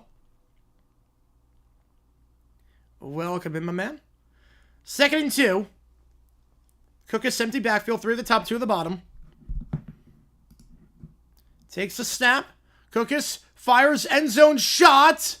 Incomplete. Jordan Thomas, and he's furious. He wants a flag. Still livid. Rayshon Williams on the coverage. He puts his hands up saying, I didn't do anything. How full was yesterday for that? We have to remember, too, there's a few reasons. McClendon passing yards. He looks pretty good so far. McClendon's looked very sharp. Let me get you the exact number. McClendon passing yards. So, you have to remember the thing. There's a few things with the Rockies. It's Saturday night. It's a beautiful night for a ball game. It's basically a bar. Okay, the stats haven't updated. McClendon jump throw into the end zone, incomplete. Looking for Davion Davis. They kind of mismanaged the clock there. 4th and 2. See the absolute massacre site? Yes, I did. Well, I didn't see the game live, but I did look at the score. I'm like, wait, what? Yeah, let me give you an update on the McClendon pass yards, because the UFL box score is not updating properly. So McClendon right now, 115 yards. They're going to go for it. They're going to go for it. Oh, you'd be surprised. Padres have a big fan base. You'd be surprised. 4th and 2, they're going to hand the ball off to Person. He'll get the first down, then some Person. We'll get down to the 7-yard line with 32 seconds. The Padres have a big fan base. You'd be surprised. The Padres take over Chase Field when they come to Arizona. They're a good team. They've done a good job building a fan base. The Padres are probably the 2nd biggest team to take over Chase Field besides the Dodgers. They're right up there with the Cubs. They turn out very well. Incomplete pass, 2nd and 10. Also, it was a Saturday night, and people go because of the bar atmosphere at Coors Field. You know, you would be surprised with the Padres. They have a deceptively big fan base. When did you go to those games, though? Like, was that recent? Because recently, they've been really good. The 197 from McClendon, you're in a good spot. You're in a good spot right now. He looks sharp. He's only missed 2 passes today. And also, the Saturday night game is a little bit different. Saturday night game is a little bit different. 1 of the top, 3 at the bottom. Cookus. Pressured. Avoids the sack by throwing it to the ground in the direction of Kane. Incomplete. 17 seconds left. Oh, 2023? Yeah, it's really been since 23. Because I know speaking from experience. Yeah, Joe Trump, nice. Speaking from experience, I know the Dodgers have the biggest fan base in Arizona in terms of non-D-backs. They're bigger than the D-backs. The biggest team in Arizona is the Dodgers. Like, the most popular team in Arizona is the Dodgers. But in terms of opposing fans, just NL teams, Tier 1 is the Dodgers, Tier 2 is the Cubs, and the Padres. Timeout Birmingham, they'll have 1 left. So we talk this over. That is also true. San Diego's much closer to Arizona. That is also true. And And then tier 3 is Cardinals, Mets, Phillies, Braves, Giants. Tier 4 is everyone else.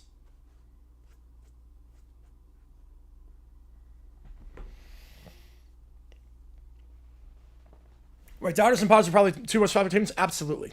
Absolutely. And Dodgers, they have a huge... the LA teams are huge here.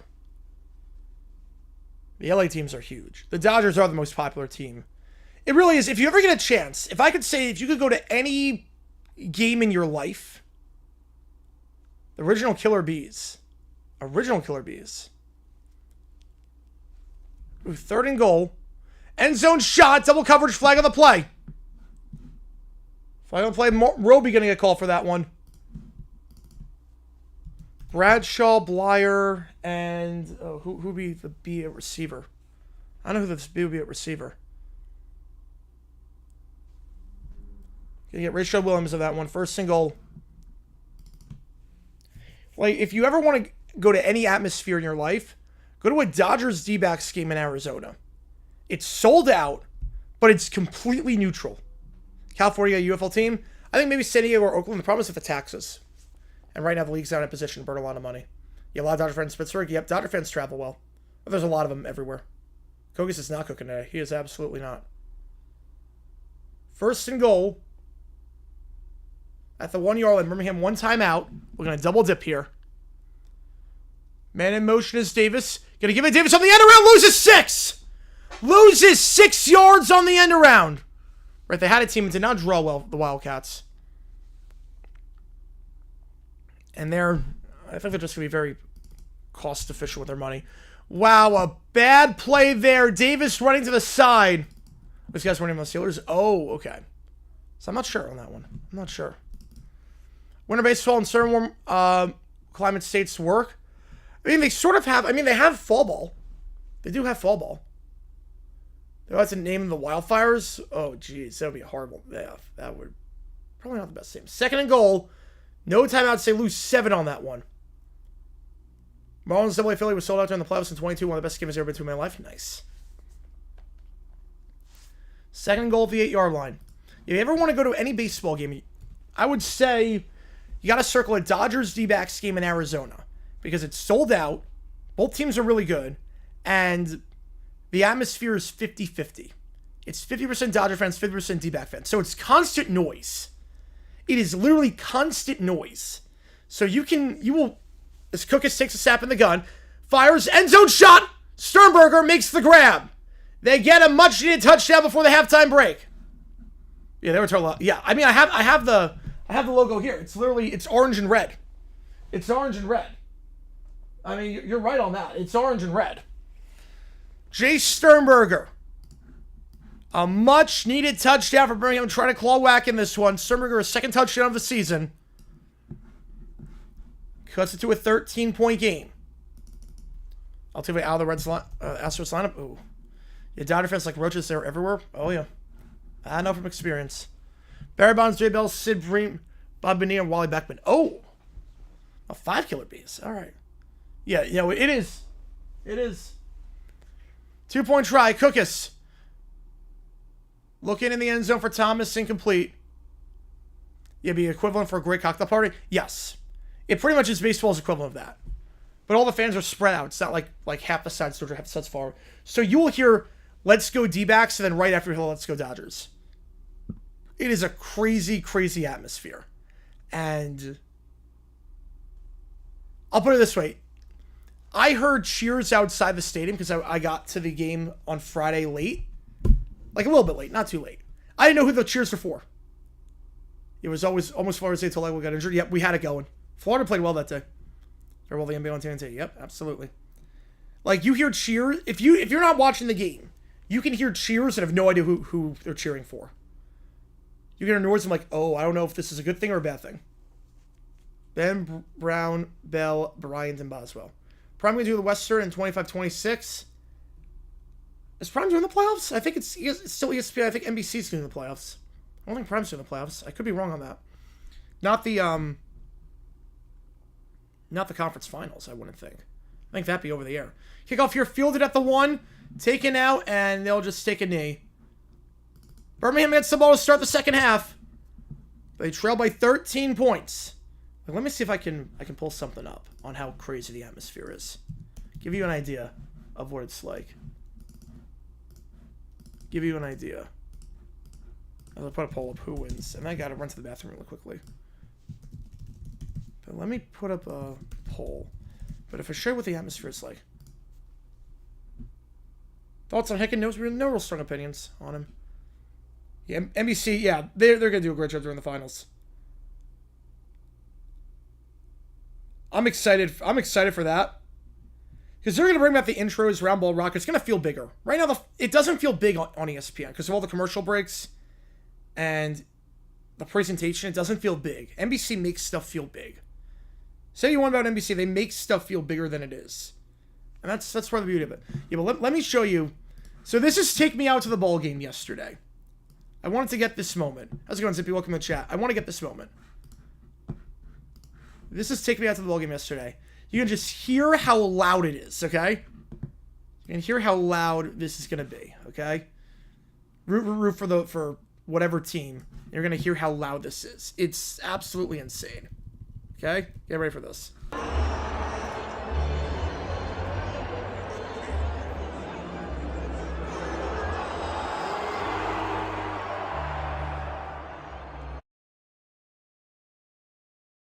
Yeah, so it's like that. I mean, I'm not sure that's the best thing to show it, but it's loud. It's loud. All right, I'm just gonna run to the bathroom really quickly. We're at halftime here. Vote in that poll. Who do you think wins this game? Vote in that poll. And yeah, give me like 2 minutes. I'll be right back.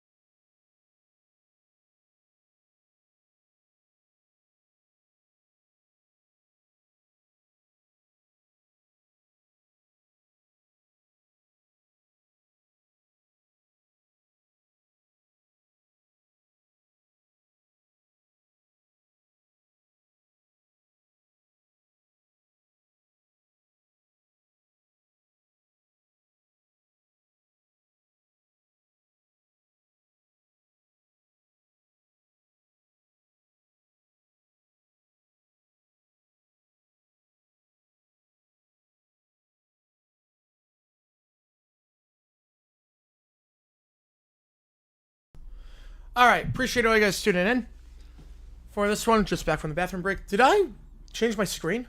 Oh, I don't know why the screen changed. That was not supposed to happen. I don't know why the screen changed, but we're good to go there. If I found Rama Mountain Dew can, well, I don't drink Mountain Dew. I would probably throw the can out. That would probably be a very bad thing.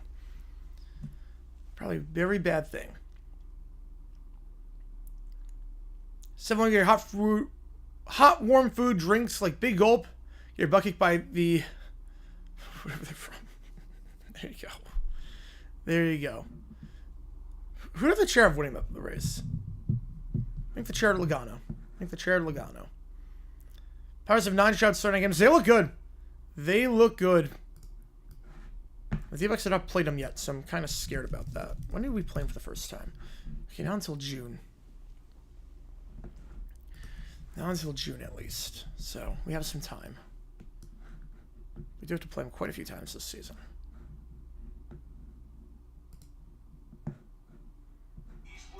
Oops. I appreciate all you guys tuning in for the stream. If you like what you see, folks, hit that like button, subscribe. Really helps out on the channel.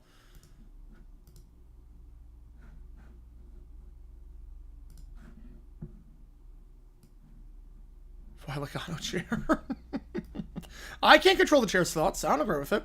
The chair is all knowing. The chair is all knowing. But Wallace McDonald's a sponsor. That's not a bad reason. It's not a bad reason. Okay, Birmingham gets the ball to start the half. 25-12 the score. Battlehawks Showboats at 3 o'clock on ESPN. Again, appreciate all you guys tuning in. If you like what we see, hit that like button, subscribe. Helps us out on the channel as we try and grow this thing even more. Thank you guys for making this the #1 place to watch the UFL game. We're at halftime right now.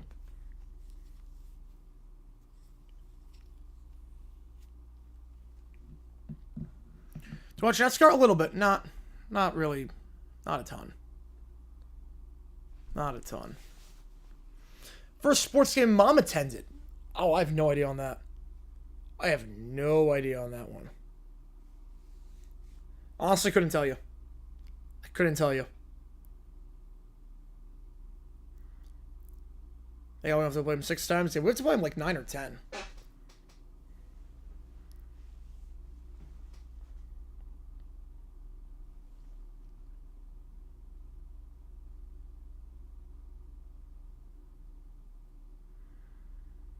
Yeah, mistakes for this game. Both teams in the USFL conference. Birmingham wins. They got a pretty good shot making the playoffs. Birmingham, if they come back, they would improve to 5-2. Houston be 3-4. And Birmingham owns a tiebreaker over Houston by virtue of sweeping the series. Houston wins. Right now, they'd be in the playoffs. With 3 games to go. It's wide open right now in the USFL conference. Wide open.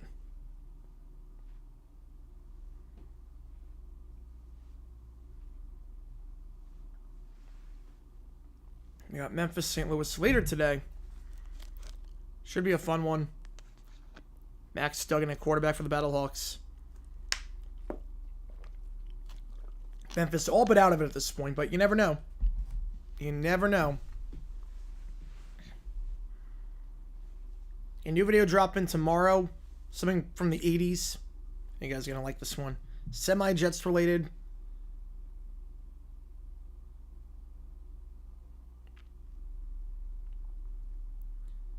And we're at the halftime break right now. Down in Birmingham. Houston led 25-6.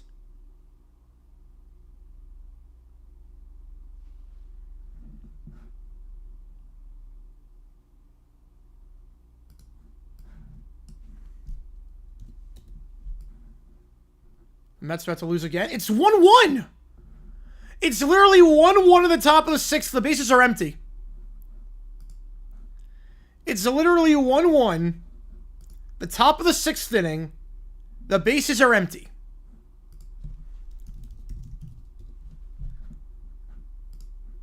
They've allowed 2 hits. Absolutely hip clip. They've allowed 2 hits all day.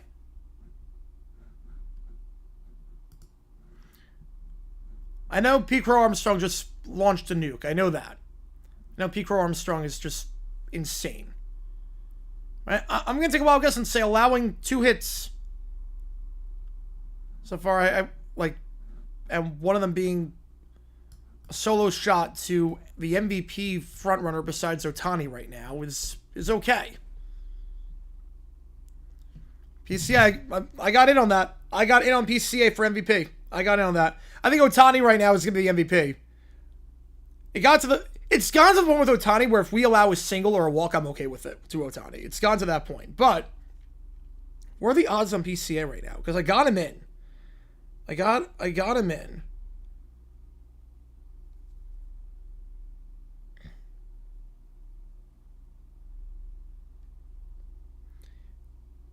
I got him in at plus 5,500.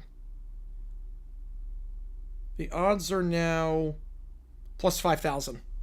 The odds are improving. No, I got him at plus 55. He dropped to plus 5.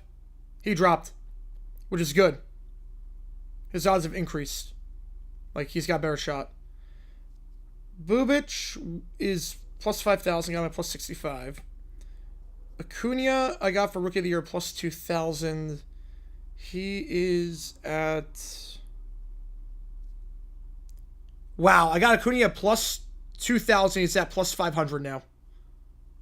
I'm telling you. We got some tickets here. That's why I put the Celtics. Could Kansas City beat Arizona State? No, they could not. Taking 3 out of 4 from Dodgers? I hope so. We got Gallon on the bum today. It's possible. I thought we'd take 1 out of 4.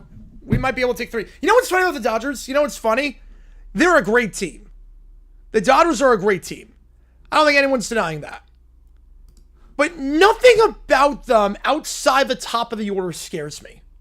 It really is, like, if you really look at that team, maybe it's because I'm a D-backs fan. Maybe it's because the D-backs are a good team themselves. The top of the order is incredible. The top of the order, let's just get that away. Ohtani, Betts, Freeman, 3 Hall of Famers in the prime of their careers, playing lights out, and Will Smith. The top of the order is great. The bottom is kind of lackluster.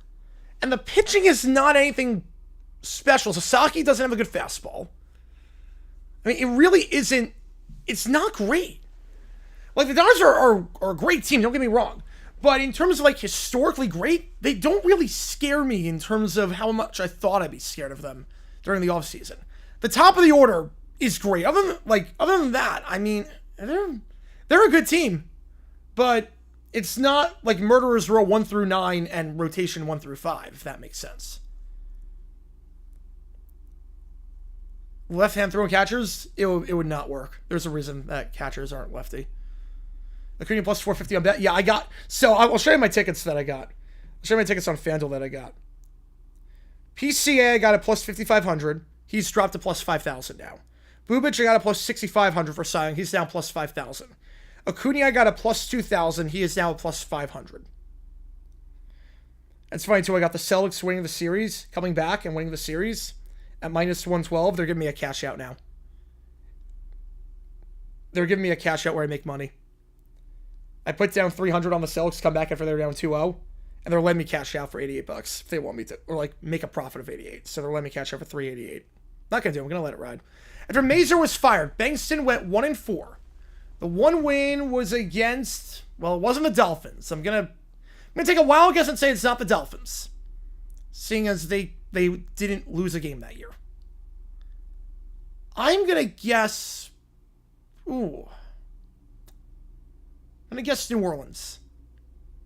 It's definitely not Miami. I know that much. Well, I will bet my life savings it's not Miami. Here's on John Boy. Just wait till the end of the month or till June. Kickoff here. We're back underway for the second half to the 31-yard line. Right, no, they're beatable. The Dodgers are beatable.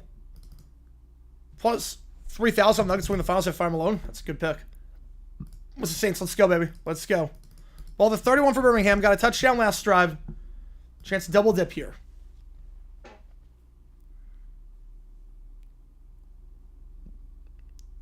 What was 1 + 1? I think 1 eye. Something imaginary. Might need some answer choices, though. I'm not confident on that. If you both fans want to just switch it because it's not to leave the vid. No. I'll just switch it because so it's hard to hit a baseball. You do it one side better than the other, you do that. Hit as he throws, fires, caught. Marlon Williams to the 25-20. Out of bounds right around there. Big shot. Big shot right away.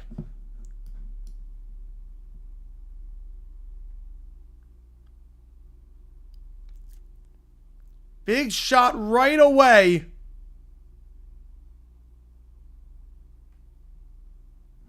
Okay, well, Reed is 3.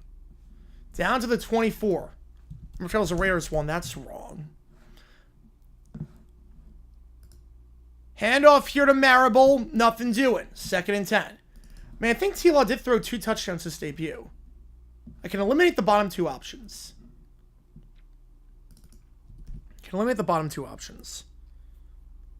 Famous movie, April 4th. Was that that was Minecraft. Knicks got choke away for being up 2. I think so. Again, the thing with the Knicks, they only look good in the 4th quarter. The Celtics choked. The Celtics have to play their game. Cookus had trouble with the snap, and that ball is tipped looking for Kane, 3rd down. Like, I was, like, the thing with the Celtics, they just have to not choke. You kept saying a rough one last night. Not a great game. That whole series has been kind of sloppy. It's Minecraft, there you go. Because the Celtics also have the Knicks number in the regular season. They just have to not choke. It's not a matter of playing better. It's just don't choke. Don't have historic collapses, and you're okay. Motioning is Cade Johnson. 2 at the top, 1 on the bottom. 3rd down. Cookus, 2nd read. Going to fire middle of the field. Open, diving for the ball. Caught. He's touchdown at the 8-yard line. Davion Davis. Gain of 15 yards. It was A-line at 2 and 4. So, did Lawrence get like a garbage time touchdown that game? But now plus 800. You got good odds there. You got good odds.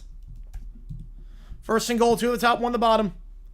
They give to Marable. Cuts inside to the 5. Marable will go down to the 4. Brought down on the play by Markel Roby. 2nd and goal.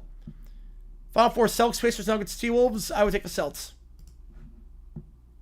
Marable, I left you through already. Yep.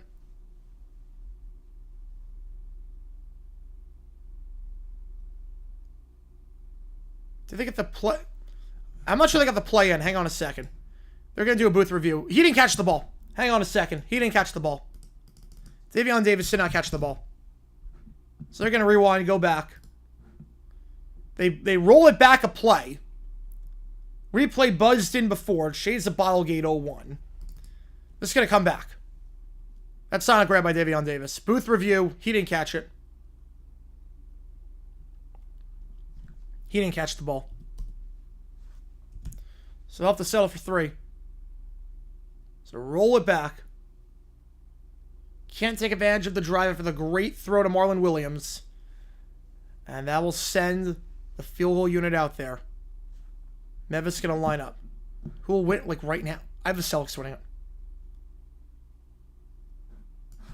57% run with the Roughnecks to win this game. We'll see what happens here. Pretty sure I guess tuning on this Mother's Day.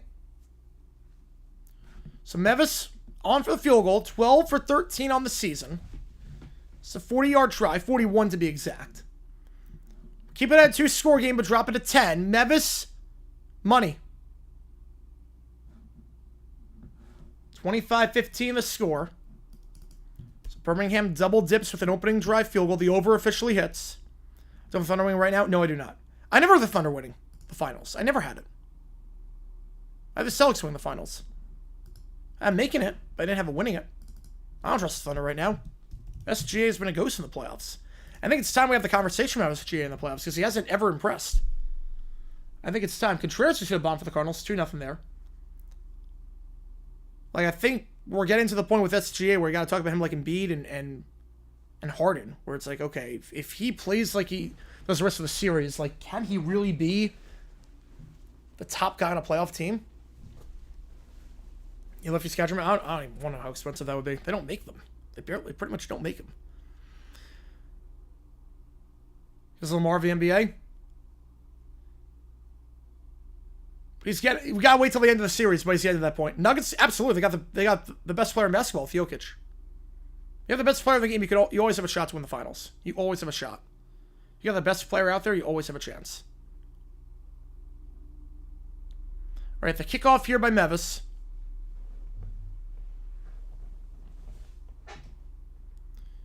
Mediocre players who overperform and aggressive to the mean Stearns and GM who's not willing to spend crazy what's Mike. Just wait until the trade deadline. No one's making trades at this point. No one's making trades. Kickoff returns to the 25-30. Grayson to the 35, and Grayson goes down the 39-yard line.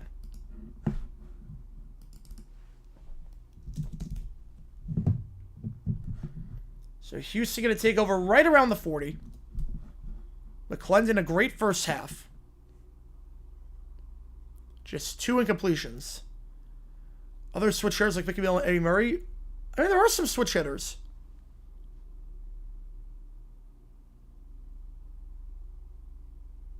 There are a lot of switch hitters out there. Once I was because I love Tatum. Makes sense. Right, but Milwaukee didn't have money. Milwaukee is not a... Tatum is not the GOAT. Stearns is... I mean, Milwaukee doesn't have the payroll. You're hamstrung by what your owner will allow you to do. Hand off here, gain of 4. Milwaukee is notoriously not heavy spenders. It's like saying Billy Beane doesn't like spending money. You think if there's a guy out there that he could afford to get that would help the team, you think he wouldn't go for him? The Mets are literally going to be up 2-1 now. The Mets are literally winning this game. Vientos hit a home run. The Mets are literally in front. They're literally winning this game.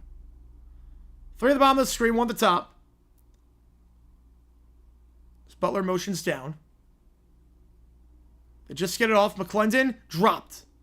Would have been a catch at the 49-yard line by Kiki Chisholm, but drops the ball. 3rd and 6. McClendon update. The box scores have been funky today. The box scores have been funky in terms of stats updating. So I'm going to try to give you the best that I can on this. Like, it says McClendon's at 61, but that's not true in the slightest bit.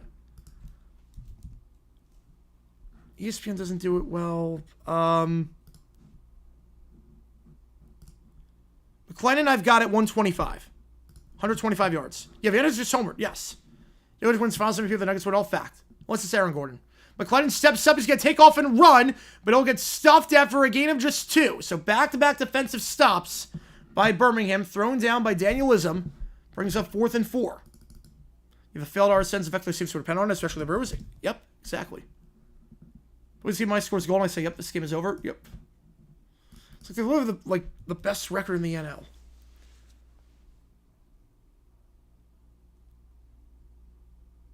Like, remember, like, crazy comeback by the Mets, and they were down 1 run in the 3rd inning. Greatest comeback of all time. 4th and 4. Woke up one morning, Utah lawnmower driving by itself toward you. Panic. Think I'm living in a dream. The punt here, fielded at the 10-yard line, taken out to the 15, cuts up field to the 20, and down to 23. So return about 12 yards. Timmons top 5 player. I would say fact on that. I would say fact. Birmingham ball to 23, won't get back. Yeah, probably run inside if I saw Lumber chasing after me. Some must-win game for the Mets. I think we have very different definitions of what a must-win is. We have very different definitions.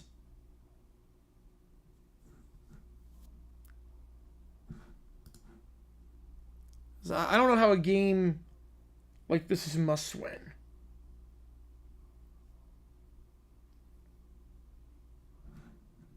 Like, they're not going to be 500 by under 500 by Memorial Day. Like, some people said they were. I'm convinced you just follow Frank the Tank for all your Mets opinions. I'm convinced. Because Frank talks very similarly to this. I dream when Jags was 17-0, I would wake up.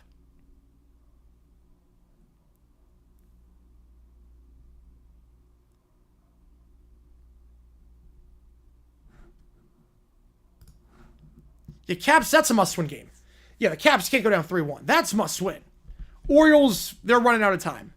You can't drop to 10 under. Once you drop to 10 under, it's like, okay, now might be time to panic. And they are 10 under. So you go below 10 under, you're in trouble.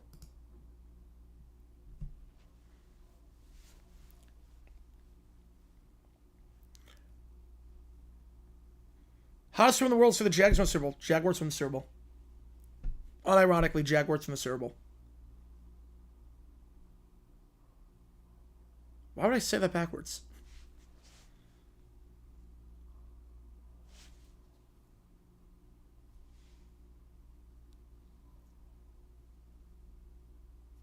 The Orioles are getting to the point where they have to win series. Not must-win games, but must-win series. The Orioles are getting to that point. I think they're at that point. The Orioles have must-win series at this point.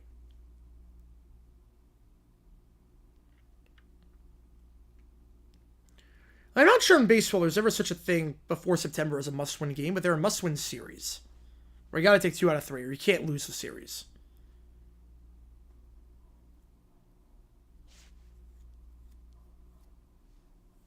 Every higher seed in the NBA wins their respective playoff series. I don't know about the Thunder. I don't know because SGA's not playing well. And the Nuggets look good.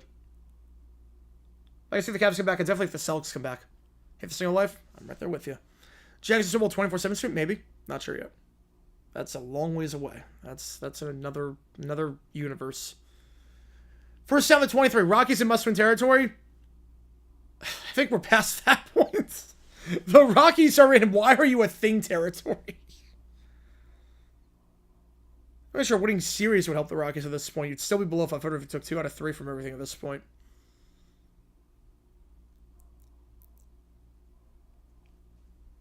The Rockies are an I give up, do whatever you want territory. I don't care. 3 at the top of the screen. Cookus. As Birmingham has scored 9 straight points. Handoff here down to the 25, 2nd and 2. Or 2nd and 8, I should say, after a gain of 2.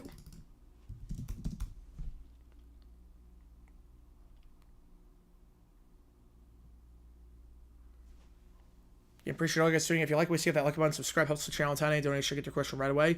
Otherwise, I just go in the order of the same. Every donation also counts toward you make the call. How much which game we're calling? Twins, Orioles, Red Sox, Tigers, or White Sox, Reds on Tuesday night. Must have been more like start praying mode and knit sweaters mode. Yep. Cookus. Swing pass. That ball is low and incomplete. Looking for Person. 3rd and 8. Riders are waiting something NLS territory. Yep. Fun fact, if the Rockies win 70 more games, they still will not be 500. They would not be. Right, so it's just in baseball. It's a marathon, not a sprint. Although the Rockies need to play at a sprint pace. The Rockies need to sprint. Yeah, Charlie Moore has been awful. That was a move that never made sense. You're relying on a 40-year-old to be the replacement of Corbin Burns. Oof. 25th and 15. 1 at the top, 2 at the bottom. Flag on the play, right on the snap. Cookus going to just shovel past this ball to Person. A second flag flies. That's caught. Person down to the 46. Got a lot to sort out here. Flag came around the 7, then a second flag came on the opposite side of the line. It's a game at 21, but we'll see what the call is. Offside on the defense. Are both flags for offside? Both flags are for offside. It's the first down. It's declined. If they win 35 games, that'd be a miracle at this rate. Must win the lottery territory. Are they even eligible for the lottery? Because the thing with baseball, the lottery, how baseball does its lottery is you have to spend a certain amount of money. If you don't spend a certain amount of money, you're not eligible for the lottery. So you can't just tank by fielding a crap team. So I'm not even sure they're eligible. I'm going to say 15 over-under on wins. I think that's a fair over-under. By July 4th, I'm going to say 14 wins. Marable breaks a tackle, jukes to the 35-30. Marable to the 25. He's just outside the red zone. Pushed out by Roby at the 21-yard line. Birmingham's starting to get going. They might win today. You never know. You never know. Gain of 33 yards by Marable. And those Stallions are not going away quietly. Not saying play with students doesn't matter, but I think it's overblown. Thunder are 3-0 now for Aaron Gordon. But, I mean, to be fair, they have not played well. Not saying like you need experience. Out route incomplete. But SGA is playing like crap. SGA is playing like crap this series. That's what it comes down to. It's not a matter of experience. It's more SGA can't play. Right, money you can say must win for the Wizards. Yes, for the lottery, gotta get flagged. Does Chris Bryant work for the Rockies? Does not. Phillies wins by your birthday. Ooh. Cookus, middle of the field, overthrown, almost intercepted. Was looking for Sternberger. Going to take a bowl game? I would say no. It's very hard for an independent to make a bowl game. Well, no, they're in the MAC this year. But I still think it'd be tough. Phillies wins by your birthday. Where are they at right now? They're at 23. I'm going to say 35. Over under 35. Or no. We'll go 31. We'll go 31. Over under 31. 3 at the top, 1 at the bottom.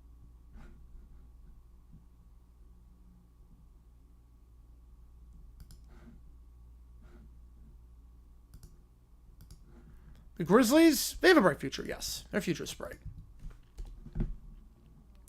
Yeah, Ball State could. I mean, Mississippi State's not that good. Mississippi State's not a good team. I don't trust their coach. I don't trust their roster. I don't trust anything with that.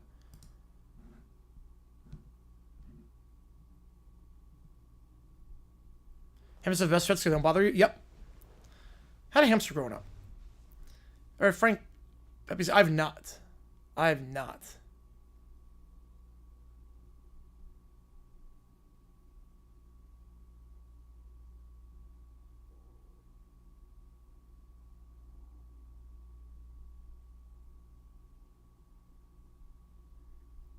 So with a pig, that would be very dirty.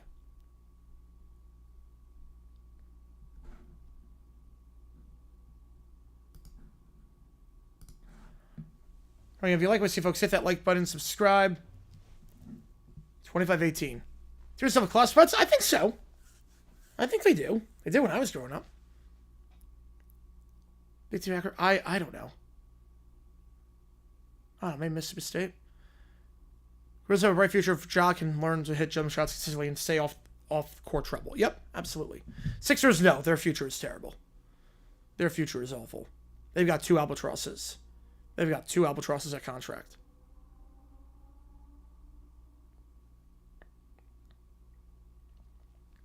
All right, 25-18 the score. Houston getting the ball back. Been stopped in their last few drives. From a 3-score game to a 1-score game just like that. It's been a very, very close game. Birmingham clawing back into this one. Can you have to turn a farm animal? I think it depends on the animal. I'm assuming certain animals you can. Certain animals you definitely can't. Embiid fell off a cliff after that, yes. Best place to Connecticut. I've never been to Connecticut, so that's probably why I haven't had it. But no, the Connecticut makes a lot of good pizza. Press with 6 back in the dumpster. It did not help. It was all for nothing. Kickoff here, Phil in the end zone. Taking out by Grayson. He'll juke ahead to the 20, and that's where he'll be stopped. No, Sixers have no future. They have no future. Spurs future? Oh, it's bright. Spurs future is really bright. With Wemby, Castle, lottery pick this year, their future is bright. PW80, I have no idea. First down at the 20-yard line. Do players usually struggle in the NBA? Oh, I don't think that's fair. I mean, Kyrie Irving was great. I don't really like judge on the school with that. I don't really judge on the school. And Laner, that's a whole different era. Laner, that's a 4-year player. It's very different than the one and dones. McClendon fires in the flat. That ball's caught by his tight end. It's Josh Peterson, makes him miss and loses the ball. Josh Peterson with Butterfingers, who picked up by Kiki Chisholm. The 48-yard line. Rams, good future, but they got to figure out the quarterback situation after Stafford leaves or retires. And Cooper Flag is good. Remember, too, like you're thinking of guys that played 3 or 4 years and played in a system. That's not what college basketball is nowadays. A lot of it, it's not really a school. They're one and done. They could be the number 1 pick out of high school. They just have to go to school for a year. So, but what's nice about Flag is that he improved tremendously from the start of the year to the end of the year. He improved a lot. Magic, yeah, they got a good future. One of the top 2 at the bottom. Handoff here. Busted at the line of scrimmage. It's White. He goes nowhere. Loss of 3. Thrown down on the play by Willie Yarberry. Our building NBA team with the way it operates, trying a young core player to build around and have a coach that builds culture so for everyone to come to the team. Easier said than done.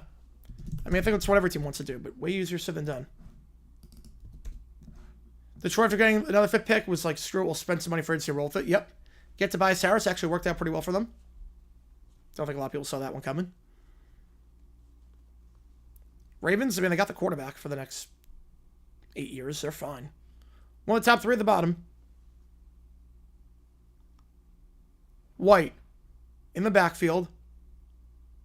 McClendon hands it off to White. White makes 1 man miss, but can't make the second. Down to the 47. Brings up 3rd down. More struggles and successes. Facts don't lie. Yeah, but that's a different era. The guys you named were different era. Where it was about the school. This is not about the... Because also Kyrie Irving went to Duke.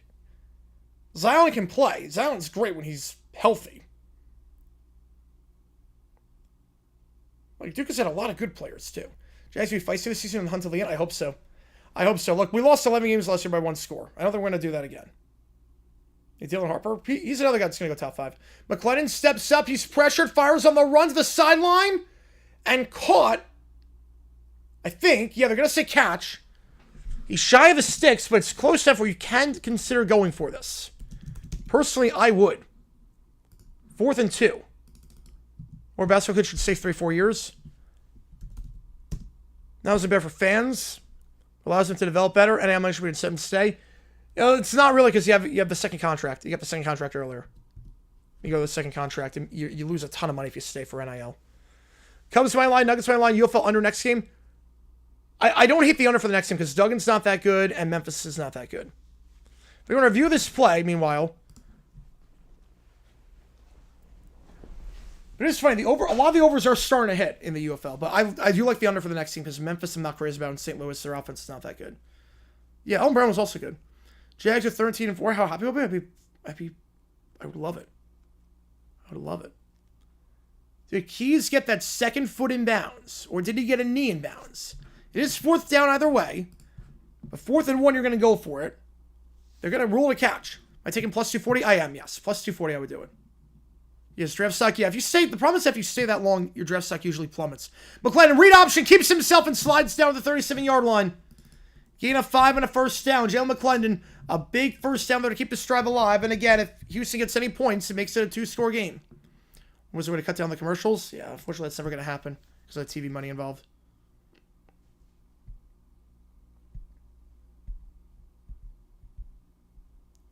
Yeah, they called it a catch, and that foot was on the ground when he made the grab, so that should be good. Yep, it was good. And if it wasn't good, they wouldn't have run the play. 1st and 10, trips to the top, 1 to the bottom. The give to Lingard, his second handoff of the day, down to the 32-yard line. Gain of 5. Again, this game over on ABC if you want to watch. 2nd and 5 of the 32. Next game is on ESPN. We'll have that one for you at the conclusion of this game.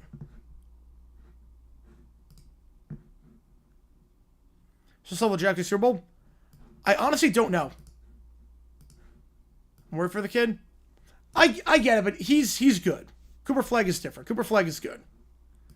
And plus, you're naming guys that were not number 1 overall picks. Flagg has been consistent for a while. McClendon, pump fake. Can he get rid of it? He cannot. They're out of field goal range now. Marvin Wilson gets the sack. Loss of 9. 3rd and 14. Yeah, I don't know what success levels would be like. Because we made it to that point. It's like, I think AFC Championship is worse. AFC Championship would be worse. Super Bowl's like, okay, you know what? Whatever happens, happens. At least the first time around.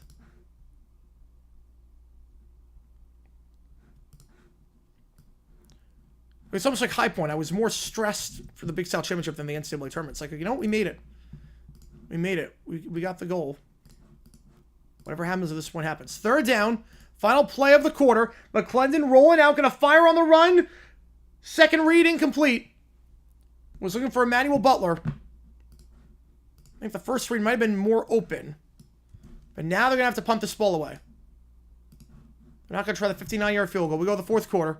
Or maybe we should start to struggle. Yeah, so we stream the AFC Championship? No, we would not. That'd be the last thing I stream. No chance in the world. We make him should start to struggle? They can be. Depends how much he struggles. 4th and 14. They're going to punt this ball away, we figure. Now, put a poll up. Who wins? It's been a very good game. Roughnecks or Stallions? Who wins? Put this up and let's do this thing. Hackett hate by every fan base. Yep. Hate by the Jaguars, Jets, Broncos. I think every fan base under the sun hates the guy. For how bad he was. As they should, because he was atrocious.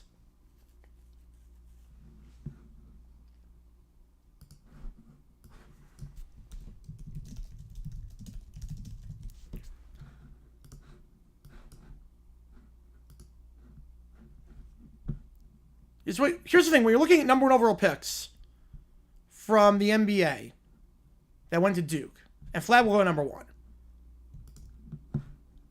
4 of them made at least one All-Star game. 4 of them made an All-Star game. Since the NBA ABA merger, would I pay $500 to see it? Yes, I would. Absolutely, I would. So Elton Brand, Kyrie Irving, Zion Williamson, Paolo. They're all really good players. So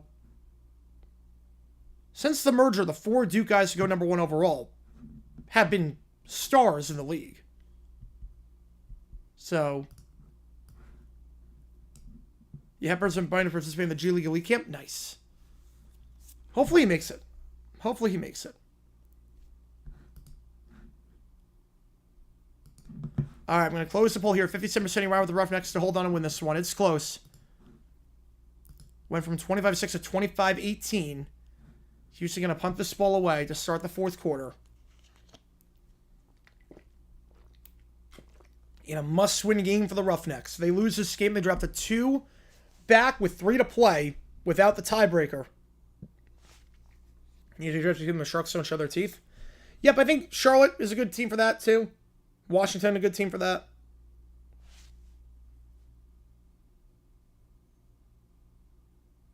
I mean, look, the Hawks have the number 1 pick, and no one's focused on him. The Hawks have the 1 pick, and he's been able to develop. No one really cares. When was Zach with the Jaguars? He was the OC in 2017 and 2018.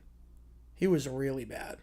Especially 2018. He was really bad. He was calling just crap plays. AFC Championship, he was atrocious. It was like, hey, Corey Grant was good the first half. Let's not use him in the second half. Let's not use him at all.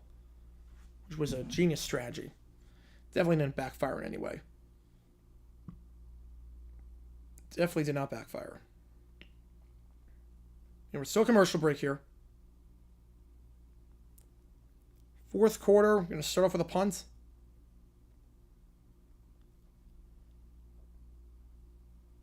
Remember that? Yep. 40 years since Valley Parade fire in England. Oh, yes. Oh, yeah. There were so many stadium fires in England in the 80s. It was awful. There were so many. I mean, Hillsborough. There were so many. Takeaways from minicamp. We have a coach that actually coaches. And Travis Sargent seems like an overall great guy. Oh, no, I get you, man. I get you, Hip Clip. I think the examples are a bit outdated. But it's all good. The punt here bounces and down at the 8-yard line. And that's where Birmingham going to start this drive inside their own 10. Yeah, I can see it was literally rump the middle. Yep, it was awful. Literally, if he does 1 read option, we keep it with Bortles. Just keep it with Bortles. 1 read option, Jaguars win that game. Everyone was selling out on Fournette. All you had to do was do 1 read option. But nope, got to give it up the middle all 3 times. It made no sense. It was like a 3-year-old was calling the plays. Cook is coming back out there. They've scored on 3 straight drives. It's gone from 25-6 to 25-18. The 8-yard line. Eagles minicamp, I have not followed it too closely. I mean, this is rookie minicamp. Again, this is not regular minicamp. This is rookie minicamp. So, they're not doing a whole lot other than just getting back into life in the NFL. Davion Davis on the screen. The only takeaway I know, 85 was 4 decades ago. It's crazy to me. The only takeaways I know from other minicamps is that Mason Graham is very out of shape. Mason Graham did not show up to camp in shape. That's all I know, was that he was vomiting a lot. So, 3 at the top, 1 at the bottom.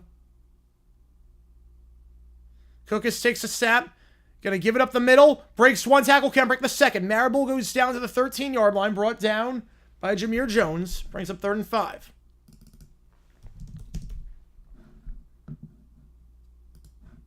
I have no idea what that is. Zippy, I have no idea. Bortles just wants to go on the final drive. No, that's not fair to him. That's not fair. That's not fair. The final drive, no, he made a great throw to Westbrook. Gilmore just made one of the best pass breakups you'll see in your life. Bortles did his job that game. 3rd down, they took it out of his hands. He was playing well. Flag on the play for illegal contact down the field. Marcus Ball drawing the flag. Gave Davis a workout for the Niners. By God. I mean, I could see him fitting with the Niners because he is semi-competent blocking. But he's so bad. You don't want him. I promise you, you don't want him. Knicks only won the lottery 85. Good lottery win, though. Good lottery to win. Now, that game was not Bortles' fault. There were a lot of reasons the Jags lost again. Bortles was... I will die on that hill that Bortles was not the reason the Jaguars lost that game. They took it out of his hands. The Knicks do it win more often.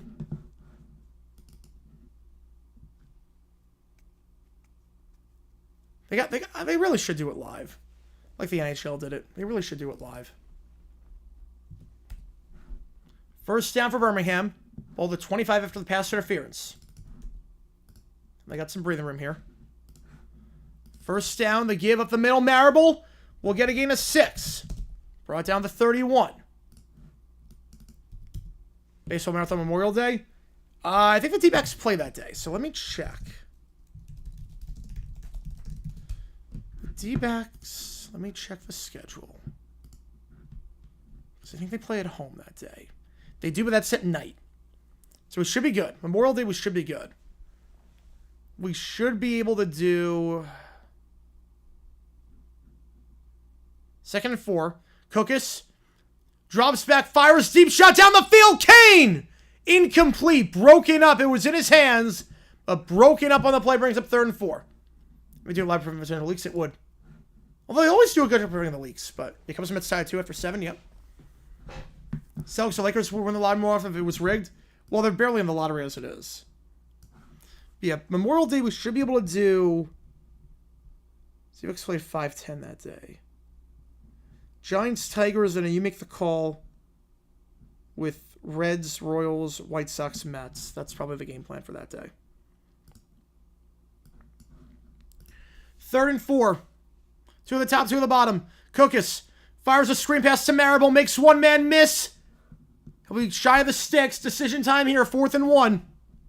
Taking off all good, Joe. Appreciate you, man. We're going to be on all day today. On all day today.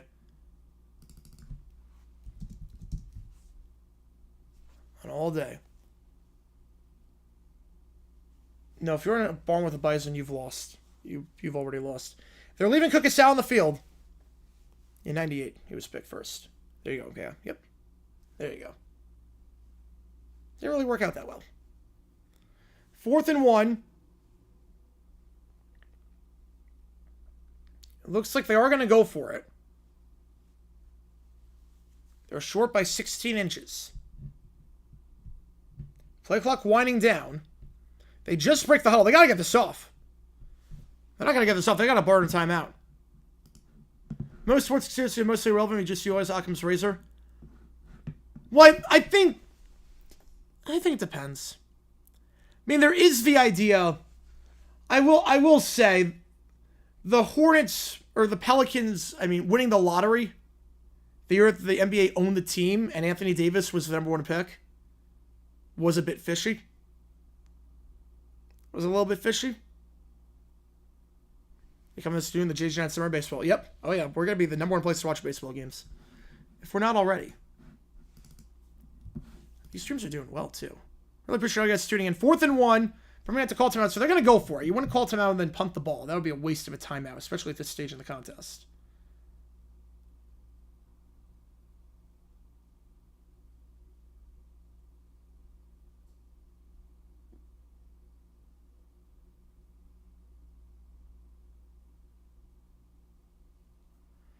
Worst ERA. Wait, do you mean era or ERA? And the worst one ever is infinity. You can have an infinity ERA. 4th and 1, the handoff up the middle. Second effort, Person. I don't think he got there. I don't think he got there.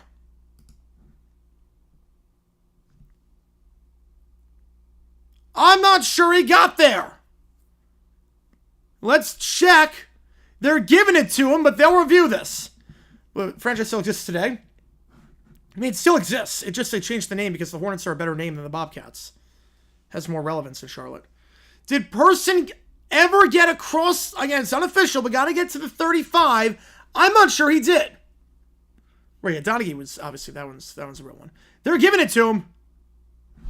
They're giving it to him. Oh, worst pitchers, worst area? Oh, I'm not sure on that one. I'm not sure. Only 2 players on the cover: Madden and NCAA.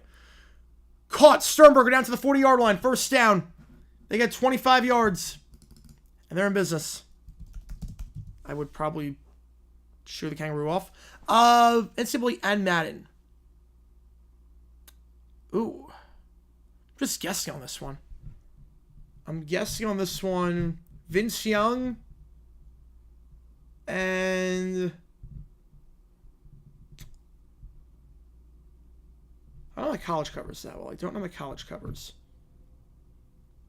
1st and 10. Through the top of the bomb. Cook is pressured. Steps up. Shovel passes the ball to Person. And he gets blown up at the line of scrimmage. No gain there. 2nd down. Yeah, 2000. That was worst draft ever for a reason. Anything north of 4.5 is a really bad era. Yep. Yeah, Donald Sterling would never care about the team's success. It's hard when your owner doesn't care. It is hard. It is very hard when your owner doesn't care. That's what I feel for a lot of teams in baseball right now.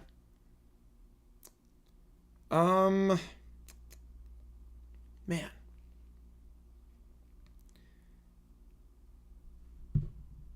It's not Reggie Bush.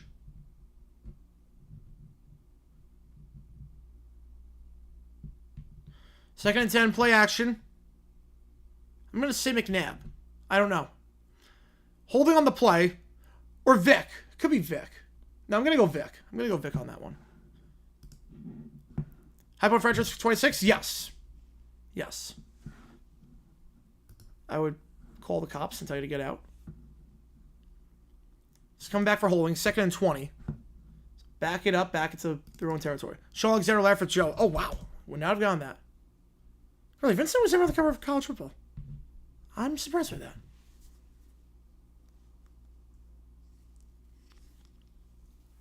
So they go against Birmingham. Penalty will be declined, actually, to bring up 3rd down. Bring up 3rd down. I would have accepted because if they get any yards here, you can line up for a field goal. With how strong Mevis' leg is. As Lindor just hit a solo shot, 3-2 Mets in that one. Bottom of the 8th. 3rd and 10, 9 minutes to go in this one. Yeah, I would have taken Watson in the draft. 7th round pick. I would have taken him. 7th round pick.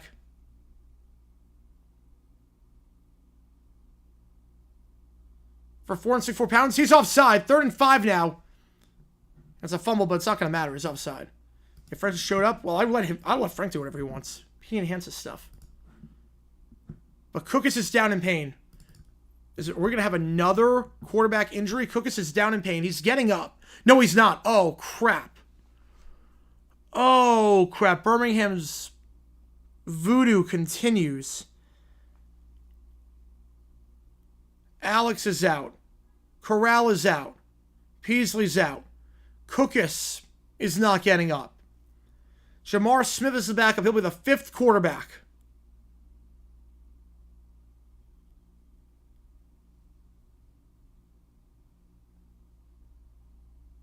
He'll go into the tent. Cookus is hurt. Jamar Smith checking in. He retired from the game a few months ago, but he's back now, seeing as they need bodies. You just accept your fate. Yep, you just accept your fate. You were always waiting since 450. I don't know if Aziz can hold it. I don't know. Either, but 7th round pick, it's worth a shot. Undrafted especially. I mean, how many guys are you going to get that play at a high level at 464 pounds? You're not going to play for down, but run stuffing situations? Absolutely. All right, 3rd and 5, new quarterback in. The Giants try not get swept at Minnesota. Hopefully the Giants do get swept. I need them on a cold streak before they play us.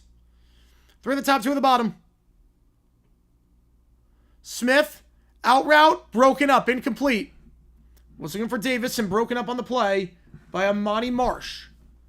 4th and 5, it'd be a 53-yard try, 54-yard try. Will they go for it here, or will they kick the field goal with Mevis? They've scored 3 straight drives. Sounds straight for quarterback. I'm not even sure they can at this point. I don't know when I think the deadline might have passed. It'd be very late in the season to do it. But they are screwed right now. Mevis going to line for the 52-yard try. And that kick, it's long enough and good. Mevis has got a kind of like he's playing well. He might get a look in the NFL this season.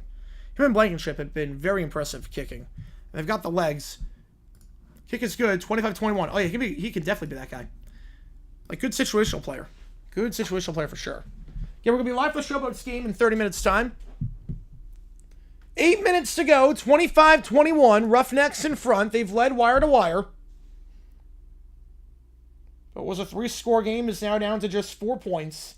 But obviously, the big storyline for Birmingham, Case Cookus might be down.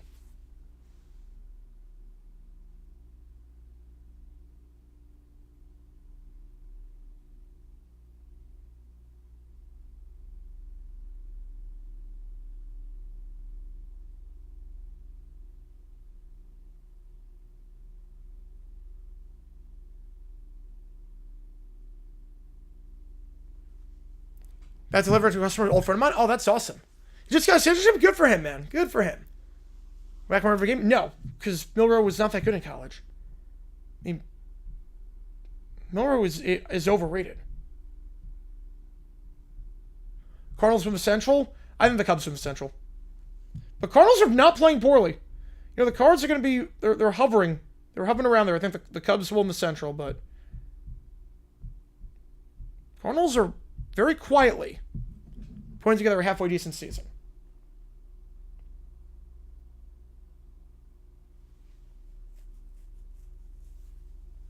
Very quietly.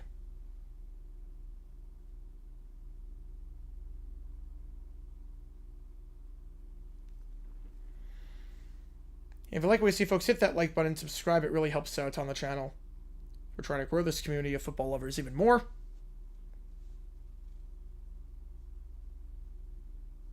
I never sleep on the Cards. They're always in it. The Cards are always in it.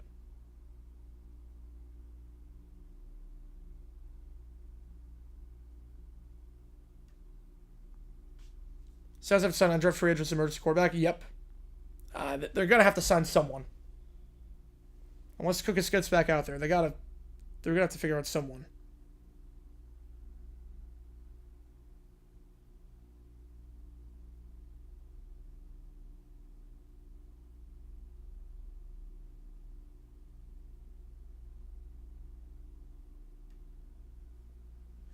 Bobcats Sarah Charlotte never won a playoff game? Nope, they never did. They never did.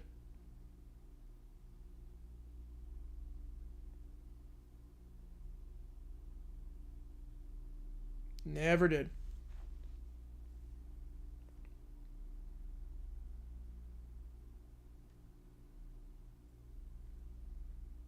Yeah, they're owners of Bobcats. I'm surprised they made the playoffs that many times, honestly. I know they made it twice, but considering how bad they were.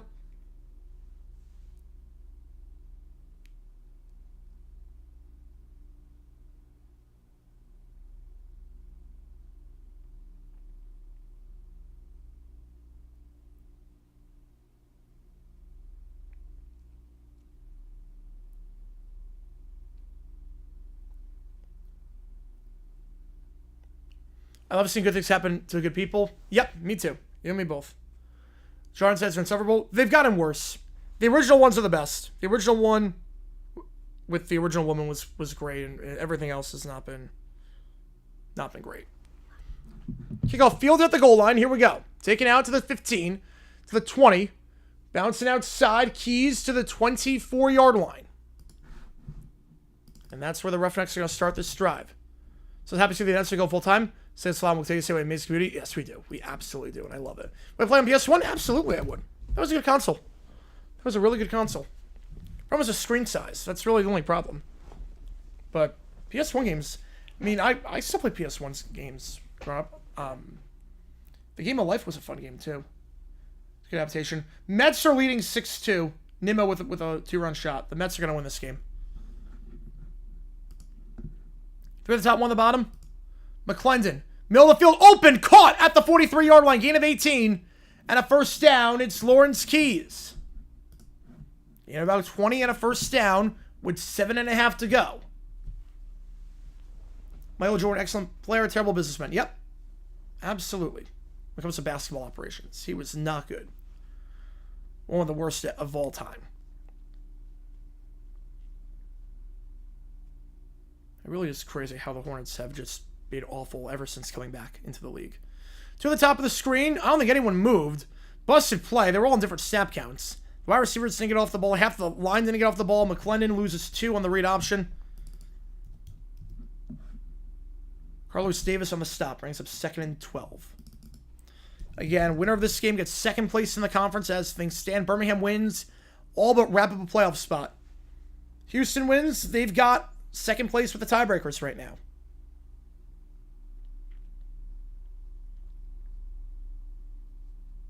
Second and 12. Yeah, the Heat, yeah. I won't say the Heat, yes. Mets are rolling now. Yep, they are. McClendon, middle of the field. That ball is incomplete. It's a bit behind his man, behind Justin Hall. It's been quiet since the first half. Houston offense has been quiet since the first half. They haven't scored since being up 25-6. They've had 15 straight.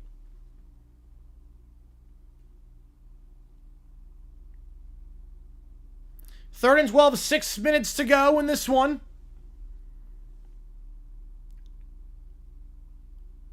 Got Chisholm lined up out wide. 10's not good today. Yeah, it's been pretty consistent. The same. It's probably gonna be about 9,000. Let's see what the 9,000 tickets sold. Let's see what the number is. McClendon drops back. They send 4. Fires on the run. Incomplete into double coverage. Looking for Butler. Nothing there. The number is... Oh, shoo! That's really bad. 4,774. That is really bad.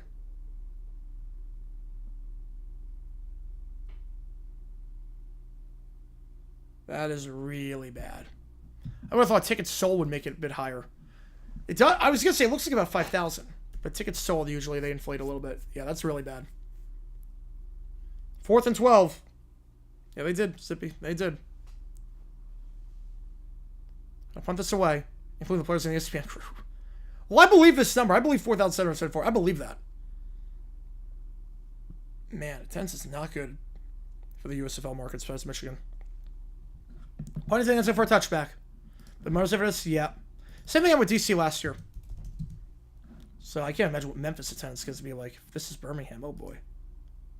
First half of 25 off the touchback. Of course, the Twins have both won 7 in a row. Who would have thought? Who would have thought? First half of 25.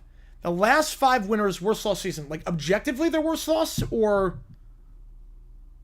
what I think was their worst?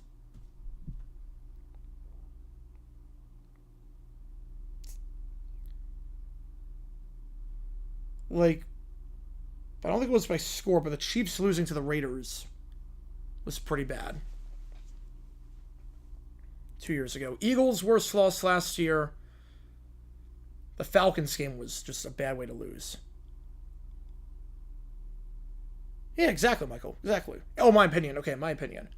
Yeah, I would say... Yeah, the Falcons game last season for the Eagles.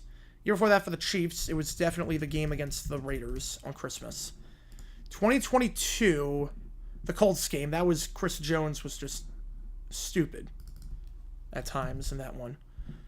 Yeah, a lot of people took the famous Zaxby's Bojangles and the Stallions game. It does feel that way. The Rams, their worst loss of 21.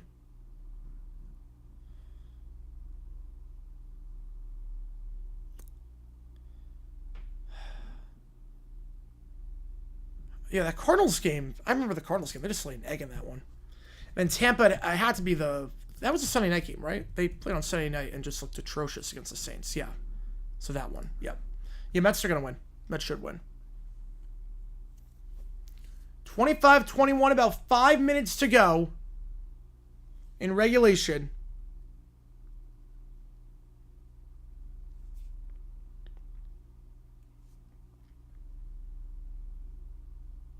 So the Cardinals have a backup quarterback for that game, too, if they won by 3 scores in.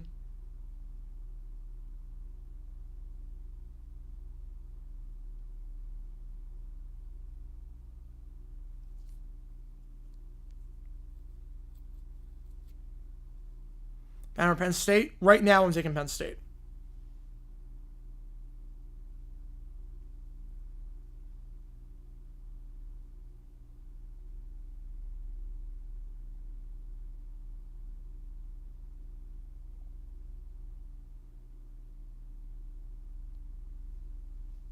(25-21) the score.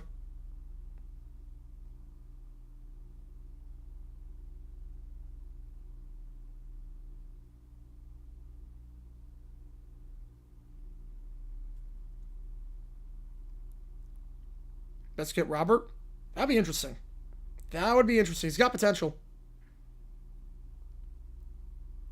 Yeah, Reynolds scenarios was bad. Yes, it was. It was really bad.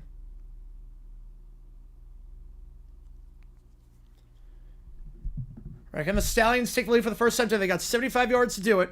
5-13 and 2 timeouts to their name. Trips to the top. Smith in at quarterback. Cookus is done for the day, I would assume. After the injury suffered on the last drive, he'll get nothing on the play. Has to eat the sack. Well, not really a sack. Back to the line, but 2nd and 10. Now, Cookus actually does have his helmet on. He's saying he has his helmet on. Yeah, look at the schedule for next season. They have to. The Friday games don't draw well. Mother's Day never draws well. Easter doesn't draw well. Trips to the top, 2 at the bottom. Empty backfield for Smith. He was retired 9 days ago. He's now in there right now. Smith middle of the field. That ball is caught by Kane at the 45. Loses a shoe down to the 47. And he is furious. He thought he could have taken it to the house if he had his shoe on. But he gets 22. They're near midfield. Will be the biggest win for the Roughnecks since the merger. Can they pull this off? Can they hold on? Or can Birmingham come back and erase a 19-point deficit? It will be a massive comeback. Penn State has a lot of pressure to win it all. Yep. With Aller coming back? Yes, absolutely. The UFL's in a dark place scheduling? Yes, it is. It's all about the ratings. I don't think they care about the attendance, just the ratings. Smith takes off and runs, and he's got to the 41-yard line. First down. Lowers his shoulder. Jameer Jones brings him down after a gain of about 12. In plus territory once again with under 4 to go. McClellan sold. Well, the Roughnecks defense, it's been a lot of long drives, and he hasn't played well the second half. Also, they haven't been on the field a lot. Yeah, McClellan has not looked good lately. Not this half. First half, he was very good. Second half, not so much. Your best bet for McClellan at this point is hoping for a Birmingham touchdown, so they got to throw the ball. That's your best bet. Clock is stopped here for some reason. First down for Birmingham.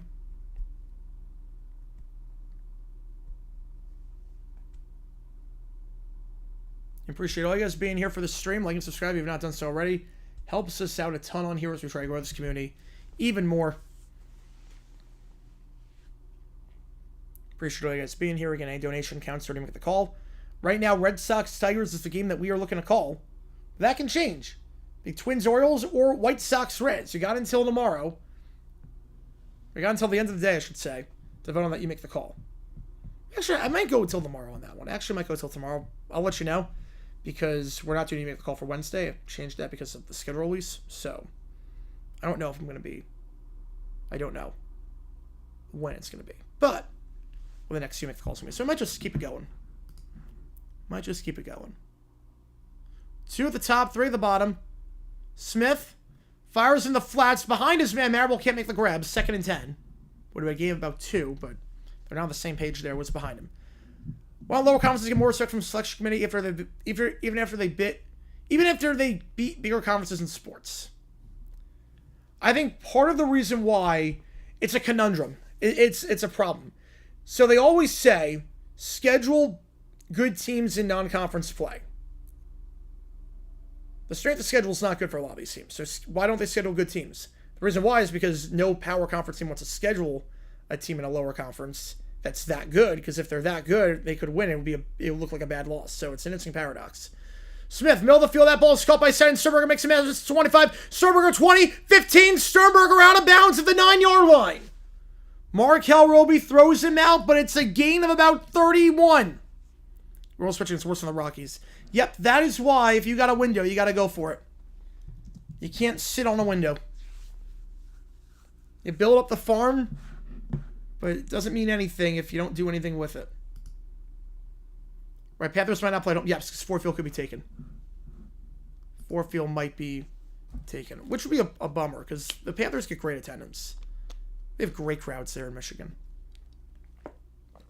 First and goal at the 9. Smith, final play of the quarter before the 2-minute warning. Marable gets nothing. We go to the 2-minute warning. 4 down territory here as Birmingham looks to come back and erase a 19-point deficit and will be one of the craziest comebacks in the UFL this season. I'll put a poll up. Set for low conference to fail? Absolutely. Absolutely.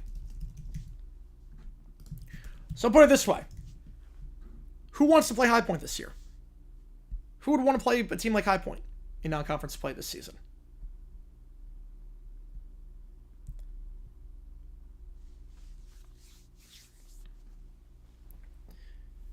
You don't want to, especially because a lot of these mid-majors, when you schedule them, you pay money to the school to have them play.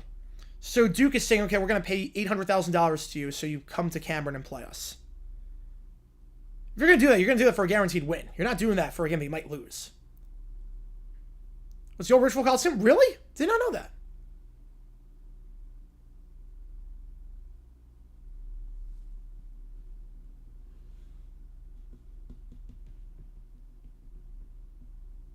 Yo, Richfield Coliseum 20 miles away.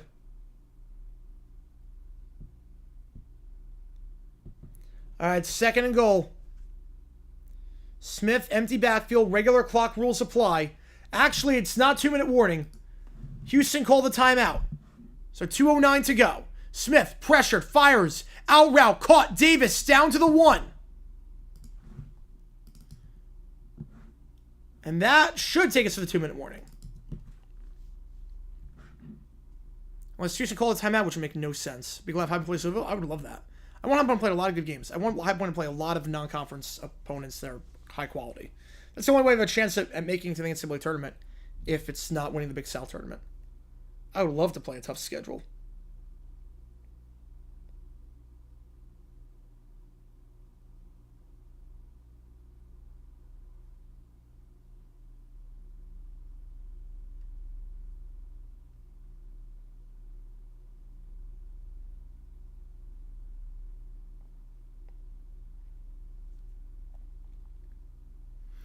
All right, 3rd and goal at the 2.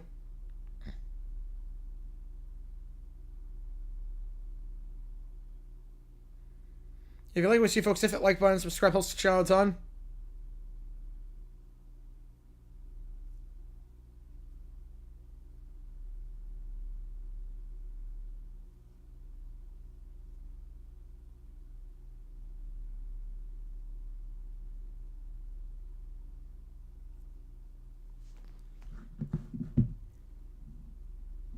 Really helps out a ton on here as we try to grow this community. Again, St. Louis, Memphis starting on ESPN. A little bit about 80 people in the chat right now. Appreciate all you guys tuning in for this stream. Thank you guys for making this the number 1 place to watch the UFL. Again, if you are just joining us, 3rd and goal at the 9-yard line. Or the 1-yard line, I should say. It was at the 9 before and then moved up to the 1. Yep, Gonzaga State had to earn the country's respect. Yep. Now, Mountain West is a bit different. Mountain West is a little bit different. Gonzaga, it came from making the tournament over and over again. Once you get to a point where you make the tournament over and over again, you pull off these runs, it's like, okay, this is not the same as a regular mid-major. So Gonzaga was about a decade worth of making it over and over before it became, okay, they're not your regular mid-major. They don't count. Well, when Panthers play at home, me too. That atmosphere at Ford Field will be great. That's one of the few teams that's gaining fans, and I love it. 3rd and goal at the 1. Figure Houston, 2 timeouts. Birmingham, 2 timeouts. Start at their own 25-yard line. Jamar Smith, the quarterback, in for Birmingham, the 5th different quarterback to take a snap this season for the Stallions as Case Cookus got injured, although he has his helmet on and he's on the sideline. Jamar Smith, his team was down by 19 points at one point. They've scored 15 straight. They win this game. They all but lock up a playoff spot. Yeah, Auburn Hills was 33 miles away from Detroit. It was not a good location. The new arena, Little Caesars, is right in downtown. 61% around for the Stallions to win this game. It's been back and forth all day in terms of what team wins. Again, if you are a member, $5 a month to become a member. You got a lot of cool perks, emojis in the chat. All good, Hip Clip. All good. All good. You know, it's a weird little conundrum. Where it's like, mid-majors don't make the tournament because they don't play tough games. All right, so then schedule tough games. Well, we don't want you to play tough games. We don't want you to play these tough games because we might lose them.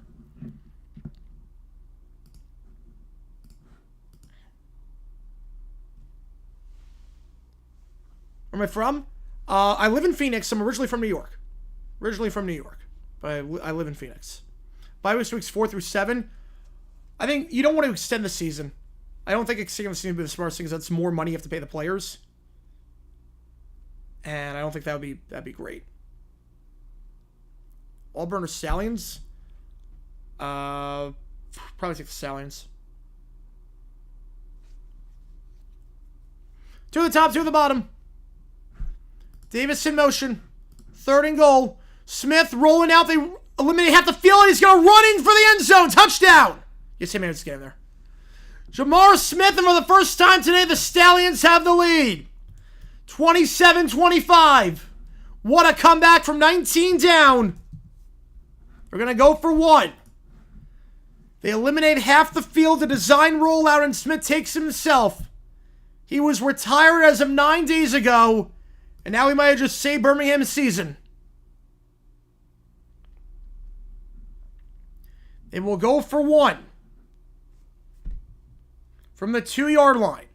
I've had some crazy finishes this season. This week, I should say. Look at yesterday's game. The touchdown, the conversion with no time left in the Michigan-Arlington game. Another crazy one here. From down 19. Timeout. I think Birmingham wants to talk things over before this play. And they will. They'll have 1 left.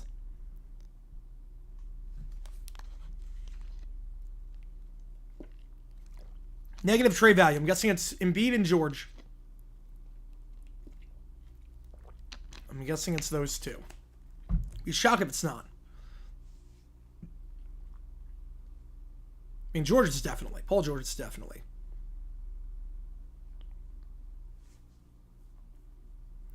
$27-25, going to go for 1. With Smith out there, a quarterback. Correct? Not surprised with that. Again, it was 25-6.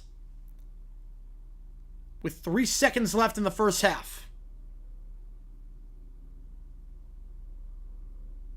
That big touchdown to Sternberger at the end of the first half cut down the deficit. And it's been all Birmingham since. I'm going to go for 1 from the 2. 2 at the top, 1 at the bottom.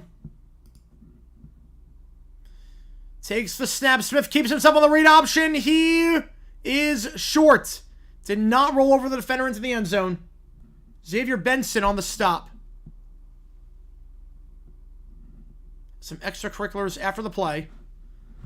But now a field goal gives them the lead. Flags fly after the play. We'll get something after the play is done. Right, Sixers unlikely to break up the core this summer.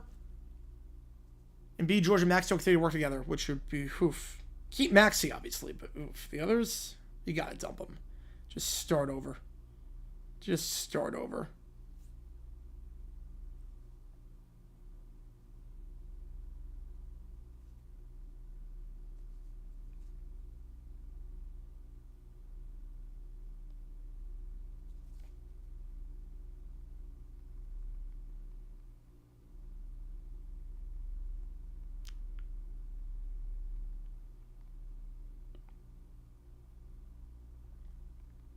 And this was after the play, I believe. Do you know what the third leg is? The third leg? No. Requires schools and power conference play the same 2 games per year that finish the same place as that school last year. Problem is that what about the conferences? It's fine in theory. The problem is that what about conferences that have way too many schools? So if you're in the SEC, what other conferences have as many schools as you do? So it would work if every conference had the same number of schools, but it doesn't work in that.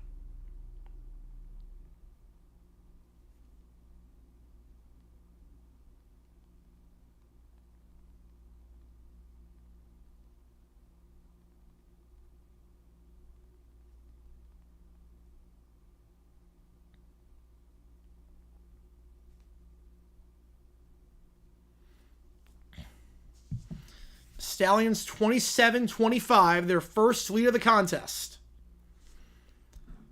Game on ABC. We'll get you on for the Memphis game once that starts. I will link that stream. It's going to be a separate stream for that one. Kickoff will bounce in the landing zone at the 17-yard line, fielded to the 25, try to reverse field, and has some space to the side, and then cuts back upfield to the 27-yard line. The ball came out at the very end, and Birmingham's got it. Unless they rule forward progress, that's going to be a fumble. Tried to do a bit too much there, and got it for Birmingham. It is Trey Norwood. Trey Norwood's got it.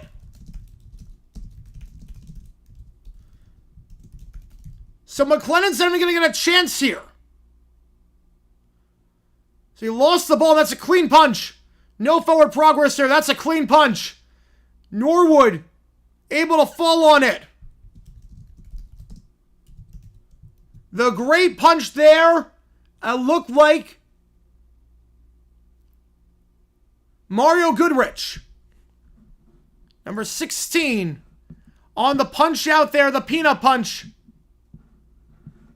And Birmingham will get it back. And Houston, their season is falling apart at this point.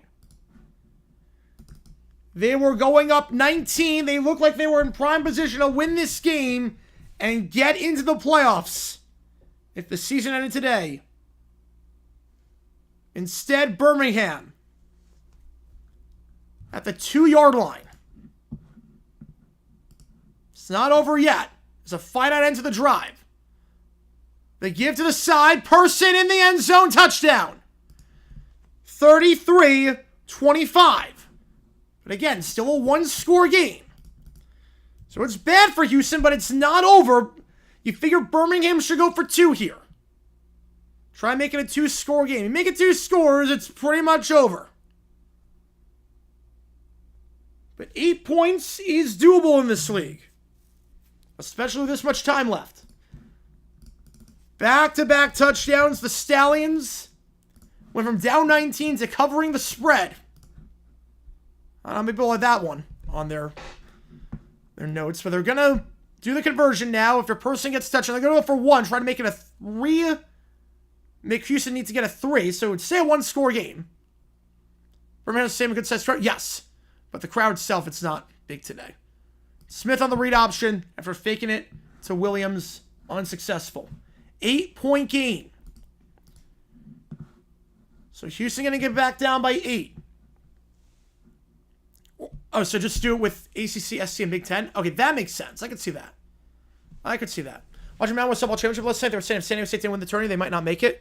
Even though they beat Bama, Mizzou, Wichita State, Arizona. That's insane. That is crazy. I mean, High Point didn't make it in soccer, and they had like a number 15 RPI. They beat Pitt, number 1. Houston have a problem. Roughnecks are in choke alert. They've been choking for a while. They got 140 left to save their season. And we're going to start the St. Louis game after this is done. I got to adjust my screen and whatnot. We'll get that going. That game's not going to start for a little bit. 33-25 your score. Appreciate all you guys tuning in. If you like what you see, links to the channel time. Lions Eagles 1 o'clock game. Is that true or a false leak? I haven't seen it from Zippy, so I wouldn't buy it at all. He got filled at the goal line, taken out. Key's going to get a second chance here after fumbling last drive, and he'll go to the 25. Yeah, if it's not from Zippy, or it's not from Ozzy or Nerding on NFL, it's not real. I'd be shocked if Lions Eagles is 1 o'clock. I'd be shocked. McClendon. In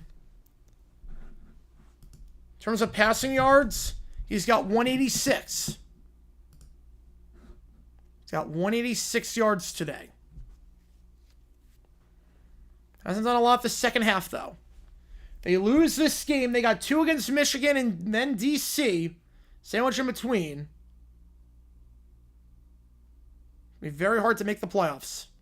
How long until Birmingham's a good sized crowd in football? I think it's more than burned so many times by spring leagues folding that I think they just need to know if this league's going to last. I think that's all it is. Your wrinkles that Notre Dame take AC1, that makes sense. 3 at the top, 1 at the bottom. There's a real schedule. We don't know yet. We don't know yet. McClendon, they send 4. Pressure. Rolling out. Throws on the run after getting hit. Incomplete to the sideline. Looking there for Justin Hall. Took a shot there. 2nd down. You know, schedule doesn't come out till Wednesday. There are leaks out there. If they are from Ozzy or Nerding on NFL, they're legit. Give me 187. He's at 186. Yeah, he's at 186, so he can get you 187.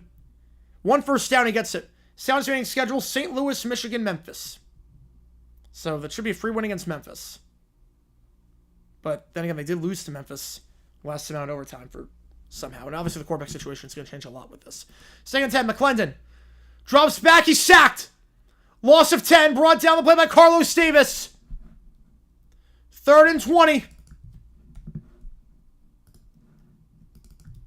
It's 3rd and 20.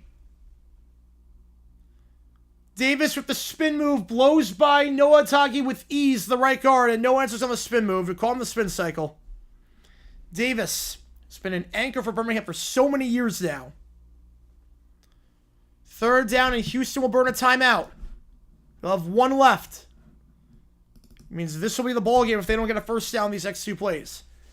Birmingham wins UFL title. I hope it will get some good-sized crowds. They still exist. Yeah, no, they'll still exist. Birmingham's not going to go anywhere. I sent a link? Yeah. Yeah, let me do that. Yeah, this account's legit. And this account's legit. If it comes from those 2, they're legit. Those 2 are 100% legit. Cinderella based on transfer portal and hoops. My Cinderella based on transfer portal and hoops. I mean, I could see 3rd and 20. Fires high throw, incomplete. Off the hands of his wideout, Kiki Chisholm. He's slow to get up. 4th and 18. Final chance here with a minute to go. I think it's usually quiet because it's a lot of rich people, a lot of celebrities. Higher the ticket price, it's usually less energetic crowds. Based on the portal, I mean, High Point got a lot better in the portal this year. High Point upgraded every position, potentially. High Point looks really good in the portal. So hopefully them. 4th and 18, last chance for the Roughnecks. McClendon dropping back, pressured, loses the ball, he goes down, and the Stallions will win. Down 19 points. The Stallions come all the way back. They score the final 26. And they win it 33-25, your final. From down 19 to covering the spread, and all eyes are on a Birmingham, Michigan rematch in the playoffs. As Birmingham goes to 5-2, Houston drops to 3-4. Smith will take a knee. The hero after coming in for Cookus. And that's your ball game. Stallions win 33-25. The largest comeback in UFL history. Oh, NBA fans. Way more NBA fans. How many legit rings does LeBron have? You don't say that with any other player in the NFL. NBA, you do it all the time. Birmingham wins. All right, here's the game plan. I'm going to go live for the Michigan game. Or not Michigan. Memphis, St. Louis. Click that link above to join. I'll see you guys in 2 minutes on that one. It's going to take a bit to get set because I do have to eat lunch. But give me 2 minutes to set up that, and we'll be good to go. So appreciate all you guys tuning in. JG9 signing off. Click that